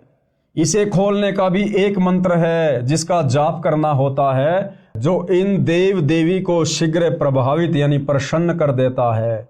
ये भी जीवात्मा के लिए द्वार खोल देते हैं। फिर जीवात्मा हृदय कमल की ओर ऊपर को चलती है। चौथे नंबर पर है हृदय कमल, हृदय चक्र। इसकी 12 पंखुड़ियां हैं। इसमें श्री शिव जी तथा इनकी पत्नी श्री पार्वती जी का निवास है। इसका द्वार भी बंद रहता है। इस द्वार को खोलने का एक मंत्र का जाप करना पड़ता है। यह मंत्र इन देव देवी को विशेष आकर्षित करता है। ये प्रसन्न होकर मार्ग दे देते हैं। फिर आत्मा ऊपर को कंठ कमल की ओर चलती है। पांचवा चक्र है कंठ कमल। इसकी 16 पंखुड़ियां हैं। इसमें श्री देवी दुर्गा जी यानी अष्टंगी का निवास स्थान है। जो भाई बहन माता जी के नवरात्रि करते हैं, मंदिरों में जाते हैं, जागरण करते और करवाते हैं, इस विधि से तो लाख जन्म भी माता जी प्रसन्न नहीं होती, उल्टा रुष्ट होती है। और ना ही शरीर में बना माता जी का वो चक्र खुलता है। वो कैसे खुलेगा? वो वास्तविक मंत्र क्या है जिसका जाप करने से माता जी शीघ्र हमें लाभ देती है, हमारे ऊपर प्रसन्न होती है, हमारी आत्मा के कल्याण के लिए, मोक्ष के लिए अपने उस द्वार को, चक्कर को खोल देती है। वो मंत्र आज पूरी पृथ्वी पर केवल सतगुरु रामपाल जी के पास है, जिन मंत्रों का हम लाखों की संख्या में उनके भगत रोजाना सुमरण करते हैं। इसका भी द्वार बंद रहता है। इसको खोलने का भी एक मंत्र है जिसका जाप करना होता है, जिससे वश होकर, आकर्षित होकर यानी प्रसन्न होकर श्री देवी जी यानी दुर्गा जी जीवात्मा के लिए द्वार खोल देती है। फिर जीवात्मा ऊपर को, आगे को त्रिकुटी कमल की ओर चलती है। फिर कौन से कमल की यात्रा करती है जीवात्मा? त्रिकुटी कमल की। नंबर 6 त्रिकुटी कमल। त्रिकुटी कमल या चक्र, इसकी 2 पंखुड़ियां हैं। एक का रंग काला है, दूसरी का सफेद है। सफेद में परम अक्षर ब्रह्म यानी कबीर देव संत रूप में विराजमान है, यानी सतगुरु रूप में विराजमान है, सतगुरु उपाधि है। काले रंग वाली में काल ब्रह्म भी संत रूप में विराजमान है। वह भी परम अक्षर ब्रह्म जैसा रूप धारण करता है ताकि जीवों को भ्रमित करके अपने जाल में रख सके। इस स्थान पर पहुंचने के पश्चात जीवात्मा समझो ऐसी स्थिति में पहुंच जाती है जैसे कोई विदेश गया हो और स्वदेश लौटने के लिए एयरपोर्ट यानी हवाई अड्डे पर पहुंच जाता है। वहां से जहां जहां जाना होता है उसको उसी वायुयान में बैठा दिया जाता है। यहां से सीधा जीवात्मा को धर्मराय यानी न्यायाधीश यानी तीनों लोकों में जो सबका अकाउंट करता है, न्यायाधीश जिसको धर्मराय धर्मराज भी कहते हैं, उसकी दरगाह यानी न्यायालय में यानी उसके ऑफिस में ले जाया जाता है। वहां सबका धर्म कर्मों व पाप कर्मों का हिसाब लेखा जोखा होता है। इसके बाद जैसे कोई श्री विष्णु जी का भगत है उसको विष्णु जी के लोक में भेजा जाता है। जो श्री शिव जी का उपासक है उसे शिव जी के लोक में भेजा जाता है। जो अन्य देवता का पुजारी है उसे उसके पास भेजा जाता है। जो माता श्री देवी दुर्गा जी का साधक यानी भगत है, साधिका है, उसे श्री देवी जी के लोक में भेजा जाता है। अन्य जो पापी हैं उनको नरक या अन्य प्राणियों के शरीरों में भी कर्मानुसार भेज दिया जाता है। और जिन लोगों ने खाली ब्रह्मा विष्णु महेश तक की साधना की, माता जी तक की साधना की, वो भाई और बहनों उनके लोकों में कब तक रहेंगे? जब तक उन्होंने मनुष्य जन्म में रहकर जैसा भी दान पुण्य किया, धर्म किया, भक्ति की, जितनी उन्होंने अपनी भक्ति वाली बैटरी चार्ज की, तब तक ही वो आत्माएं श्री ब्रह्मा के लोक में, श्री विष्णु के लोक में, श्री शिव जी के लोक में, गणेश जी के लोक में, माता जी के लोक में थोड़े बहुत समय के लिए रह सकते हैं। और जैसे उनकी भक्ति समाप्त होगी, दान धर्म की कमाई समाप्त होगी, उसी समय उनको वहाँ से उनकी मृत्यु करके नरक में पटक दिया जाएगा। फिर 84 लाख योनियों में डाल दिया जाएगा। फिर इस पृथ्वी पर कभी उनको मनुष्य जन्म प्राप्त होगा। और ये चक्कर भाइयों और बहनों, जब तक हमें सच्चा सतगुरु तत्वदर्शी संत नहीं मिलता है तब तक असंख्य युगों से अनवरत बार बार चलता रहता है, जिसको जन्म और मरण की प्रक्रिया कहते हैं। 7वां कमल है सहस्त्र कमल। इस कमल की 1000 पंखुड़ियां हैं। इनमें काल ब्रह्म, कौन है ये काल ब्रह्म? जब आप सृष्टि रचना पढ़ेंगे सतगुरु रामपाल जी के मुख से इस पुस्तक में या यूट्यूब पर वीडियो देखकर, तो आपको पता चलेगा कि ये काल ब्रह्म कौन है जो सहस्त्र कमल चक्कर में रहता है। यही है वास्तव में सारे फसाद की जड़, जिसने हम सबको सतलोक से यहाँ नीचे पटक दिया अपने जाल में फंसाकर। ये दुर्गा का पति है ये काल ब्रह्म, ये ब्रह्मा विष्णु महेश का ये पिताजी है काल ब्रह्म, जो यहाँ सबको भ्रमित करके रखता है। तो ये कहाँ रहता है? इस शरीर में बने इन कमलों में। ये सहस्त्र कमल चक्कर में रहता है। इस कमल की 1000 पंखुड़ियां हैं। इसमें काल ब्रह्म यानी ज्योति निरंजन का निवास है। इस काल ब्रह्म को ज्योति निरंजन भी कहते हैं, जो ब्रह्मा विष्णु महेश का पिता है, दुर्गा का पति है। यह कमल ब्रह्मलोक का चैनल है। ब्रह्मलोक में जाने का प्रवेश द्वार ब्रह्मरंध्र कहलाता है। ये भी बंद रहता है। इसको खोलने का 2 अक्षर का मंत्र है, उसका जाप करना होता है। और ये 2 अक्षर का जाप भाई और बहनों, जिसको सतनाम भी कहते हैं, ये आज वर्तमान में इस पृथ्वी पर केवल सतगुरु रामपाल जी के पास है।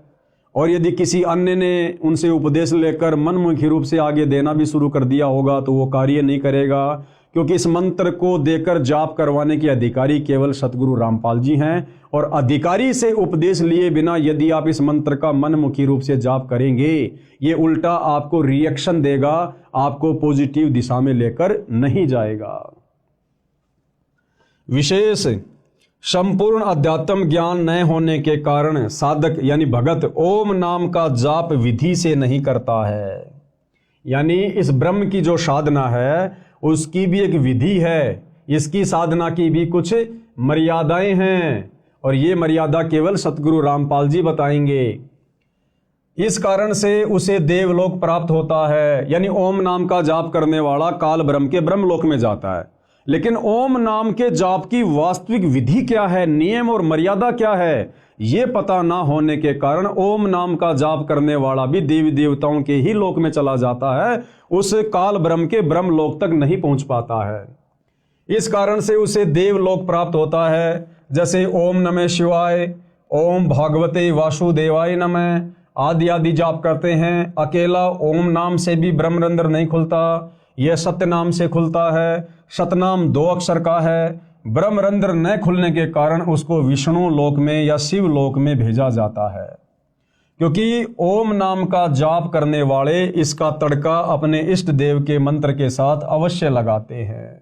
जैसे ऊपर 2 मंत्र लिखे हैं, फिर पृथ्वी पर राजा बनाया जाता है, फिर पशु योनि में जाता है।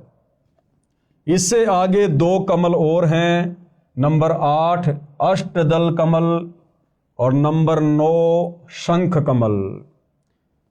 इनका विवरण नहीं लिखूंगा, गुरुदेव भगवान कह रहे हैं अब 8वें अष्टदल कमल का और 9वें शंख कमल का वर्णन यहां इस पुस्तक में नहीं लिखूंगा। यह रहस्य उपदेशी को समझाया जाता है। ये रहस्य, ये जानकारी केवल उन्हीं को प्राप्त है जो सतगुरु रामपाल जी से उपदेश लेकर भक्ति करते हैं, क्योंकि यह गुप्त मंत्र है, गुप्त जानकारी है। यह रहस्य उपदेशी को समझाया जाता है। उपरोक्त सब कमल चक्रों को खोलने के जो मंत्र हैं वे केवल दास यानी लेखक रामपाल दास के पास हैं, यानी सतगुरु रामपाल जी के पास हैं। मोक्ष के इच्छुक प्रत्येक मानव को इन कमलों को खोलकर ही मोक्ष प्राप्त होता है। दूसरा कोई तरीका धरती पर नहीं है, चाहे मनमुखी साधना शंकराचार्य जी से लेकर करते रहिए। कमल चक्रों को 2 विधि से खोला जाता है। हमारे शरीर में बने कमल चक्र किन 2 विधियों से खोले जाते हैं उसका गुरुदेव भगवान वर्णन कर रहे हैं। नंबर 1 ध्यान समाधि का अभ्यास करके हठ योग मार्ग से। और ये जो साधना है भाई और बहनों, ध्यान समाधि वाली, हठ योग वाली, तप वाली, ये चारों वेदों और गीता जी के विपरीत है। इस विधि को अपनाने से भी साधक को पूर्ण मोक्ष नहीं मिलता है। ये विधि अति कठिन है, आम आदमी इस विधि को नहीं कर सकता। एक जीवन में 1 या 2 कमल चक्कर खुल पाते हैं। इसके विषय में पूरी जानकारी नहीं होने से साधक यानी भगत उसी एक कमल चक्कर में आसक्त होकर वहां का नज़ारे देखने लग जाता है। कुछ सिद्धियां प्राप्त हो जाती हैं, उन्हीं से प्रसिद्धि प्राप्त करके जीवन नष्ट कर जाता है। दूसरी विधि क्या है? इन शरीर में बने कमल चक्रों को खोलने की नाम के जाप से। दूसरी विधि क्या है? मंत्र जाप से, नाम जाप से। नामों का जाप करके सब कमल खोले जाते हैं। ये विधि सरल व शास्त्रोक्त होने से कारगर है, यानी ये शास्त्र विधि के अनुसार है। इस विधि को आम आदमी आसानी से कर सकता है। ये कार्य करते करते भी की जा सकती है, यानी मंत्रों का जाप अपना दैनिक कार्य करते करते भी किया जा सकता है। जो सूक्ष्म वेद में बताया है, गरीबदास जी ने कहा है, नाम उठत नाम बैठत नाम सोवत जागबे, नाम खाते नाम पीते नाम सेती लागबे।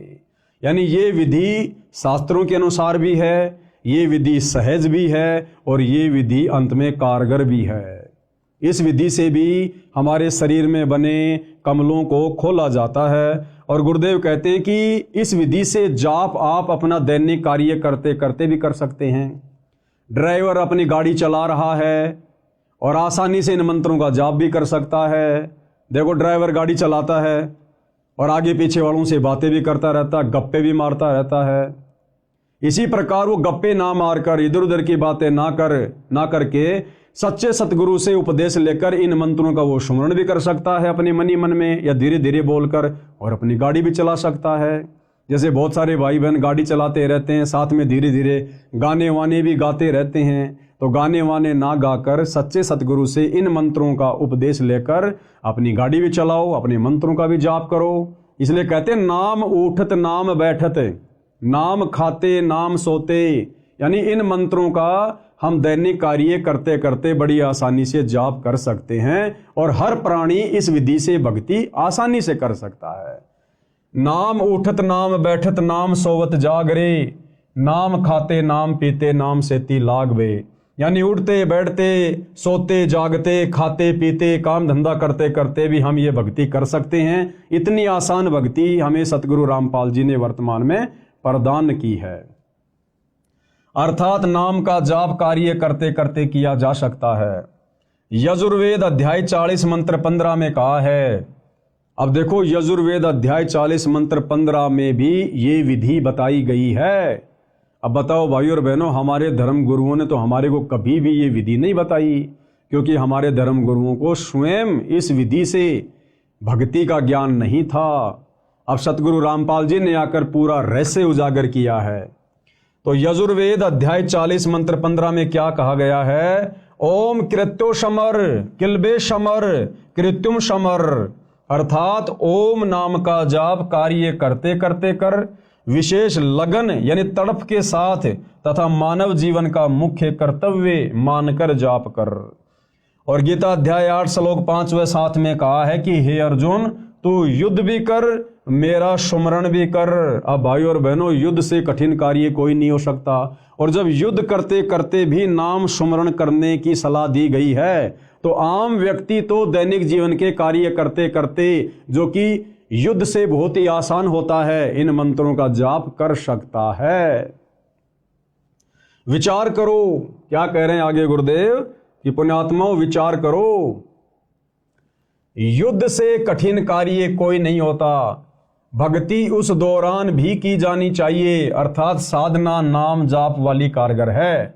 नाम का जाप 3 वर्ष के बच्चे से लेकर वृद्ध तक आसानी से कर सकता है। यानी परमेश्वर जी का विधान है कि जैसे ही बच्चा 3 वर्ष का हो जाए, उसको सच्चे सतगुरु की शरण से जोड़ देना चाहिए, उसको मंत्र उपदेश दिलवा देने चाहिए, क्योंकि 3 वर्ष का बच्चा हल्का फुल्का बोलने समझने लग जाता है, और जैसे भी टूटी फूटी भक्ति वो माता पिता को देखकर या उनके साथ साथ में करेगा, तो धीरे धीरे भक्ति की शक्ति उसके अंदर प्रवेश होना शुरू हो जाती है। अर्थात साधना नाम वाली कारगर है। नाम का जाप 3 वर्ष के बच्चे से लेकर बूढ़े तक आसानी से कर सकता है। कार्य करते करते भी कर सकता है, चलते फिरते भी कर सकता है, लेटा लेटा व बैठकर भी नामों का जाप कर सकता है। विशेष दूसरे शब्दों में मंत्र के जाप का ऐसे प्रभाव देवी देवताओं पर होता है जैसे सर्प ने डसने के लिए फन फैला रखा होता है। सर्प वश करने की विद्या जानने वाला यानी गारुड़ मंत्र बोलकर सर्प को विवश कर देता है, जिसके प्रभाव से सर्प अपना फन इकट्ठा करके रास्ता छोड़कर चल देता है। इसको परमेश्वर कबीर जी ने बहुत अच्छे तरीके से समझाया है। कबीर जैसे फनपति यानी सर्प, जैसे फनपति मंत्र सुन राखे फन सकोड़, ऐसे बीरा मेरे मंत्र नाम से काल ब्रह्म लेवे मुंह मोड़। एक गारुड़ होता है भाइयों और बहनों, वो कुछ मंत्रों को सिद्ध कर लेता है, और जो सर्प होता है अपना फन उठाकर जब किसी को डसने की स्थिति में होता है, तो गारुड़ जब उस मंत्र का बार बार जाप करता है तो सर्प के ऊपर उन मंत्रों का इतना प्रभाव होता है कि विवश होकर वो फणपति सर्प भी अपने फन को समेटकर और दूसरे रास्ते निकल लेता है। इसी प्रकार जब हम सतगुरुदेव भगवान के द्वारा दिए गए इन शतभक्ति मंत्रों का जाप करते हैं तो मोक्ष मार्ग में सबसे बड़ी बाधा जो ये काल ब्रह्म है, ज्योति निरंजन है, ये भी विवश हो जाता है हमारे को सतलोक का रास्ता देने के लिए। कबीर जैसे फनपति सरप मंत्र सुन राखे फन सकोड़, ऐसे बीरा मेरे मंत्र नाम से काल ब्रह्म लेवे मुंह मोड़। अर्थात कबीर परमेश्वर जी ने कहा है कि जैसे सरप ने डसने के लिए फन उठा रखा होता है तो गारुड़ मंत्र जाप कर देता है, जिससे प्रभावित होकर सरप फन इकट्ठा करके चला जाता है। ऐसे ही मेरे द्वारा दिए नाम मंत्र के जाप से काल ब्रह्म मुरझा जाता है, मार्ग नहीं रोक पाता। इसी प्रकार कमलों के मंत्र के जाप से ये सब देवी देव मार्ग छोड़ देते हैं। एक अन्य उदाहरण दे रहे हैं गुरुदेव भगवान हमें समझाने के लिए। जैसे गांव के व्यक्ति भैंस को गर्भ धारण करवाने के लिए भैंसे की खोज में जाते हैं, क्योंकि भैंसा कहीं घास चर रहा होता है। भैंस वाला भैंसे को बुलाने के लिए उसका मूल मंत्र बोलता है, जिससे भैंसा इतना प्रभावित होता है कि वह पूरी गति से उस मंत्र को बोलने वाले की ओर खिंचा चला आता है। फिर उसे भैंस दिखाई देती है, भैंस को गर्भ धारण करता है, उसका वह मंत्र है कुर्र कुर्र, जैसे हुर्र हुर्र कहते हैं ना अपन, उर्र रही। तो इस प्रकार से भैंसा तुरंत उस मंत्र के वशीभूत होकर दौड़कर चला आता है। और इसके विपरीत यदि हम उसको भैंसा भैंसा कहेंगे तो वो बिल्कुल भी नहीं देखता है। यदि भैंसा भैंसा बोलो तो भैंसा यानी झोटा बिल्कुल टस से मस नहीं होता। इसी प्रकार भाई और बहनों, ये ब्रह्मा विष्णु महेश जी को आप इनके नामों से कितना ही पुकारो, श्री ब्रह्मा, श्री विष्णु, श्री शंकर देवाय नमः, ओम श्री विष्णु देवाय नमः, राधे राधे, ये आपकी तरफ बिल्कुल भी ध्यान नहीं देंगे, भक्ति का कोई लाभ इनकी तरफ से नहीं मिलेगा। लेकिन जब हम इनके मूल मंत्र, बीज मंत्र सतगुरु रामपाल जी को सतगुरु धारण करके करेंगे, सुमरण करेंगे, तो ये उस भैंसे की तरह वशीभूत होकर तुरंत अपने भगत की तरफ दौड़ पड़ेंगे कि क्या आपत्ति आ गई, इस आत्मा को किस वस्तु की आवश्यकता है। इसी प्रकार विष्णु विष्णु आदि नाम से श्री विष्णु देवता टस से मश नहीं होता, परंतु जो मंत्र दास बताता है यानी सतगुरु रामपाल जी हमें बताएंगे, उससे खींचा चला आता है और पूर्ण लाभ देता है। इस प्रकार अन्य देवों की स्थिति जानो। अध्यात्म मार्ग के कुछ नियम हैं जिनका पालन करना अनिवार्य है। अब भाइयों और बहनों, मान लो हमें सच्चे सतगुरु तत्वदर्शी संत सतगुरु रामपाल जी की सत भक्ति, उनकी शरण भी प्राप्त हो गई। उन्होंने हमें ये बीज मंत्र भी दे दिए, मूल मंत्र भी दे दिए इन समस्त देवी देवताओं को जिन जिन की हमें आवश्यकता है। और यदि हमने मर्यादा नहीं रखी, हमने नियमों में रहकर, सतगुरु के वचन में रहकर इन मंत्रों का जाप नहीं किया, तो भी भाई और बहनों ये देवी देवता किसी भी प्रकार से उन मंत्रों का जाप करने से विवश नहीं होंगे, हमारी तरफ उनका खिंचाव बिल्कुल भी नहीं बनेगा। तो इन मंत्रों के प्रभाव को यथावत बनाए रखने के लिए और इन समस्त देवी देवताओं से संपूर्ण लाभ प्राप्त करने के लिए इस भक्ति मार्ग की क्या क्या मर्यादा हैं, क्या क्या नियम हैं, जिनको तोड़ने से, जिनको खंड करने से हमें फिर कोई भी लाभ इन मंत्रों का नहीं मिलेगा, तो प्रत्येक मर्यादा को हमने ध्यानपूर्वक देखना और समझना है। तो क्या कह रहे हैं पूज्य गुरुदेव भगवान? नंबर 1, पूर्ण गुरु से दीक्षा ली जाए। सबसे पहली बात, हम जिसे अपना सतगुरु धारण कर रहे हैं वो सच्चा होना चाहिए, पूर्ण सतगुरु होना चाहिए, इन मंत्रों को दान करने का अधिकारी होना चाहिए। नंबर 1, पूर्ण गुरु से दीक्षा ली जाए। बिना गुरु के किया गया नाम जाप व दिया गया दान निष्फल होता है। कबीर जी अपनी वाणी में कहते हैं, गुरु बिन माला फेरते, गुरु बिन देते दान, और गुरु बिन दोनों निष्फल है, पूछो वेद पुराण। यानी सच्चा गुरु धारण किए बिना हम कितने भी मंत्र जाप कर लें, हम कितना भी दान पुण्य करें, उसका हमें मोक्ष मार्ग में, मुक्ति के मार्ग में किसी प्रकार का कोई सहयोग प्राप्त नहीं होगा। बाकी ठीक, हम जैसा भी दान धर्म करेंगे उसका प्रतिफल हमें परमात्मा अवश्य देगा। जैसे आप देखते हैं भाइयों और बहनों, बड़े बड़े लोगों के घरों में कुत्ते होते हैं, वीआईपी कुत्ते, और वो कुत्ते अपने मालिकों के साथ उनकी गाड़ियों में चलते हैं। गाड़ी का मालिक और कुत्ता पीछे की सीट पर बैठा है और आप और हमारा जैसा एक मनुष्य आगे गाड़ी चला रहा है। यानी इंसान तो ड्राइवर है और कुत्ता मालिक बनकर पीछे बैठा हुआ है। उस कुत्ते के रहने के लिए बढ़िया मकान बना हुआ है। वेटनरी डॉक्टर महीने में, सप्ताह में एक बार उसको चेक करने आता है। गर्मी में उस कुत्ते के लिए एसी की सुविधा है, सर्दियों में हीटर की सुविधा है, और हर प्रकार से उसको नहलाया जाता है, हर प्रकार से उसकी देख रेख की जाती है। अब भाइयों और बहनों, वो कुत्ते वाली आत्मा कौन है? जो सुविधा वर्तमान में 80% मानव शरीरधारी स्त्री पुरुषों को प्राप्त नहीं है, वो सुविधा उस कुत्ते के शरीर में उस प्राणी को प्राप्त है। क्यों? क्योंकि वो कुत्ते वाली जीव आत्मा वही है जिसका पहले मनुष्य शरीर था, स्त्री या पुरुष का, और उसने बहुत सारा दान धर्म किया, उसने मंत्रों का जाप भी किया, भंडारे भी किए, कंबल भी बांटे, परंतु उसने सच्चा सतगुरु नहीं बनाया। उसने सच्चा सतगुरु धारण करके उन मंत्रों का जाप नहीं किया, दान पुण्य नहीं किया, बिना गुरु के भक्ति करता रहा, दान पुण्य करता रहा। तो बिना गुरु के भक्ति करने से, दान पुण्य करने से उसको मनुष्य जन्म प्राप्त नहीं हुआ। और उस दान पुण्य के प्रतिफल में, क्योंकि वो तो भगवान देता है, किसी का रखता नहीं है, उस दान पुण्य के प्रतिफल में उसको अगला जन्म मिल गया कुत्ते का, और बड़े सेठ के घर में मिल गया। तो जो उसने मनुष्य जन्म में दान पुण्य किया था, उसका प्रतिफल उस सेठ के घर में कुत्ते के रूप में जन्म प्राप्त करके वो कुत्ता उठा रहा है। अगर वो भली आत्मा जब मनुष्य शरीर में था और जो दान पुण्य धर्म वो कर रहा था, अगर साथ में गुरु भी धारण कर लेता तो उसको मनुष्य जन्म भी मिलता और सारी की सारी वो सुविधा मिलती। अब तो वो उस कुत्ते के जन्म में अपनी पूर्व जन्म की भक्ति कमाई खा रहा है, अगला जन्म उसका हो गया सूअर का। बताओ फिर उसको कौन गाड़ियों में घुमाएगा, कौन उसकी देख रेख करेगा, कौन उसको नहलाएगा? फिर वो लक 84 योनियों में चला जाएगा। तो कबीर जी हमें समझाते हैं कि गुरु बिन माला फेरते, यानी गुरु धारण किए बिना जो व्यक्ति मंत्र जाप करता है, और गुरु बिन देते दान, गुरु धारण किए बिना जो व्यक्ति दान पुण्य करता है, गुरु बिन दोनों निष्फल हैं, उनका कोई यूज नहीं होगा। भाई पूछो वेद पुराण, हमारे धर्मशास्त्र भी इस बात की गवाही दे रहे हैं। अर्थात कबीर जी ने कहा है कि गुरु बिन नाम सुमरण करना व दान देना व्यर्थ है।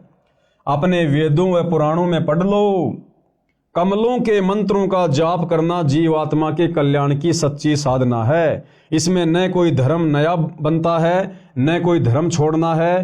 किसी भी धर्म का मानव, स्त्री पुरुष इस साधना को कर सकता है। यानी सतगुरु रामपाल जी हमें क्या समझाना चाह रहे हैं कि जो साधना अब आपको वर्तमान में दी जाएगी, यदि आप इस ज्ञान को समझकर उनकी शरण में आते हैं, तो इस साधना को करते समय आपने ना तो अपना कोई धर्म बदलना है, ना आपने अन्य कोई पाखंड और आडंबर करना है। हमने केवल अपनी साधना को चेंज करना है। भले आप वर्तमान में मुसलमान धर्म में हैं, हिंदू धर्म में, सिख और ईसाई धर्म में हैं, आपने वो धर्म वरम नहीं छोड़ना, कुछ नहीं छोड़ना। आपने केवल साधना का स्वरूप चेंज करना है। हम जो पहले शास्त्र विरुद्ध साधना कर रहे थे, मनमुखी साधना कर रहे थे, मनमुखी मंत्रों का जाप कर रहे थे, अब हमने अपनी उस साधना को शास्त्र अनुकूल करना है, सच्चे सतगुरु को धारण करके। और फिर जो जो नियम और मर्यादा है हमने उनका पालन करना है। फिर हिंदू हिंदू बना रहो, मुसलमान मुसलमान बना रहो, नो ऑब्जेक्शन। हमने केवल साधना चेंज करनी है, धर्म वरम कुछ भी चेंज नहीं करना, क्योंकि धर्म तो असल में फिर हमें समझ में आएगा कि कोई है ही नहीं, केवल एक मानव धर्म है। कमल के मंत्रों का जाप करना जीव आत्मा के कल्याण की सच्ची साधना। कैसे? इसको हम ध्यान से पढ़ेंगे। इसमें न कोई धर्म नया बनता है, न कोई धर्म छोड़ना है। किसी भी धर्म का मानव, स्त्री या पुरुष इस साधना यानी भक्ति को कर सकता है। वर्तमान में अधिकतर हिंदू समाज का कहना है कि रामपाल दास हिंदू धर्म का विरोधी है। ये सबसे पहले लोगों के दिलो दिमाग में आता है कि भाई सतगुरु रामपाल जी तो हिंदू धर्म के विरोधी हैं, वे तो हमारे देवी देवताओं की पूजा छुड़वाते हैं। नहीं भाई, ये हमारी सबसे बड़ी गलत फहमी है। अरे देवी देवताओं की पूजा, ब्रह्मा विष्णु महेश की पूजा सतगुरु रामपाल जी भला कैसे छुड़वा सकते हैं? ब्रह्मा विष्णु महेश की पूजा से, गणेश जी की पूजा से, देवी दुर्गा जी की साधना से तो ये भक्ति शुरू होती है। और इन देवी देवताओं के मंत्रों का जाप तो हम भगत, हम सतगुरु रामपाल जी के फॉलोवर अंतिम श्वास तक करते हैं और करते रहेंगे, क्योंकि हमारे शरीर में इन देवी देवताओं का निवास है, इनका वास है। तो सतगुरु रामपाल जी देवी देवताओं की साधना भक्ति छुड़वाते नहीं हैं, बल्कि इन देवी देवताओं की वास्तविक भक्ति करवाते हैं। जो भक्ति सतयुग में समाप्त हो चुकी थी, जो वास्तविक सनातनी साधना सतयुग में आगे चलकर समाप्त हो चुकी थी, वो साधना सतगुरु रामपाल जी सही तरीके से करवाते हैं। उनके सत्संग सुनते रहिए, पुस्तकें पढ़ते रहिए, एक एक चीज बिल्कुल क्लियर होती चली जाएगी। तो गुरुदेव भगवान उन आत्माओं की शंका का समाधान कर रहे हैं जो लोग कहते हैं कि संत रामपाल जी तो देवी देवताओं की भक्ति छुड़वाते हैं। ऊपर आपको एक चित्र के माध्यम से समझा दिया गया है कि हमारे प्रत्येक स्त्री या पुरुष के शरीर में इन्हीं देवी देवताओं का वास है, और उनके कमल चक्कर खोलने के लिए हमने उनके मंत्रों का जाप करना है। तो सतगुरु रामपाल जी तो उन्हीं का जाप देते हैं शुरुआती भक्ति में, जिसको प्रथम मंत्र कहते हैं। तो वो छुड़वाते नहीं हैं, वो इनकी वास्तविक भक्ति साधना बताते हैं। वर्तमान में अधिकतर हिंदू समाज का कहना है कि रामपाल दास हिंदू धर्म का विरोधी है। श्री ब्रह्मा जी, श्री विष्णु जी तथा श्री शिव जी की भक्ति छोड़ने को कहता है। इस विषय में आप स्वयं विचार करें कि क्या श्री ब्रह्मा जी, श्री विष्णु जी तथा श्री शिव जी की साधना छुड़वाई है या शास्त्र अनुकूल भक्ति बताई है? तो भाइयों और बहनों, शास्त्र अनुकूल भक्ति बता रहे हैं सतगुरु रामपाल जी, तो छुड़वा नहीं रहे। आगे क्या कह रहे हैं पूज्य गुरुदेव भगवान, हमने ध्यान से पढ़ने की आवश्यकता है। सभी धर्मों के मानवों को कर्म फल तीनों देवता ही देते हैं।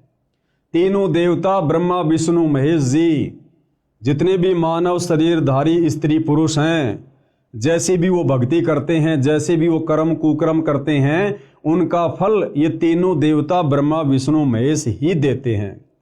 अब वो किस विधि से देते हैं, कैसे देते हैं, क्या उसकी प्रोसीजर है, इसके विषय में भाइयों और बहनों ये पवित्र पुस्तक हिंदू साहिबान नहीं समझे वेद गीता पुराण, हम इसके तीसरे नंबर की वीडियो में कल आपको गुरुदेव भगवान के आशीर्वाद से समझाने का प्रयास करेंगे।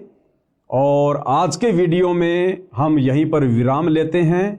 कल रात्रि 9 बजे सभी भाई बहन फिर से मुझदास के Facebook page Pawan Das is live पर लाइव जुड़िए।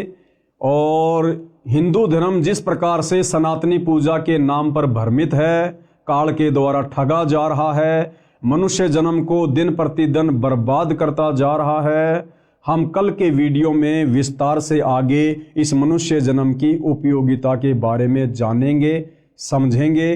तब तक गुरुदेव भगवान हम सबको आज्ञा दे, आशीर्वाद दे।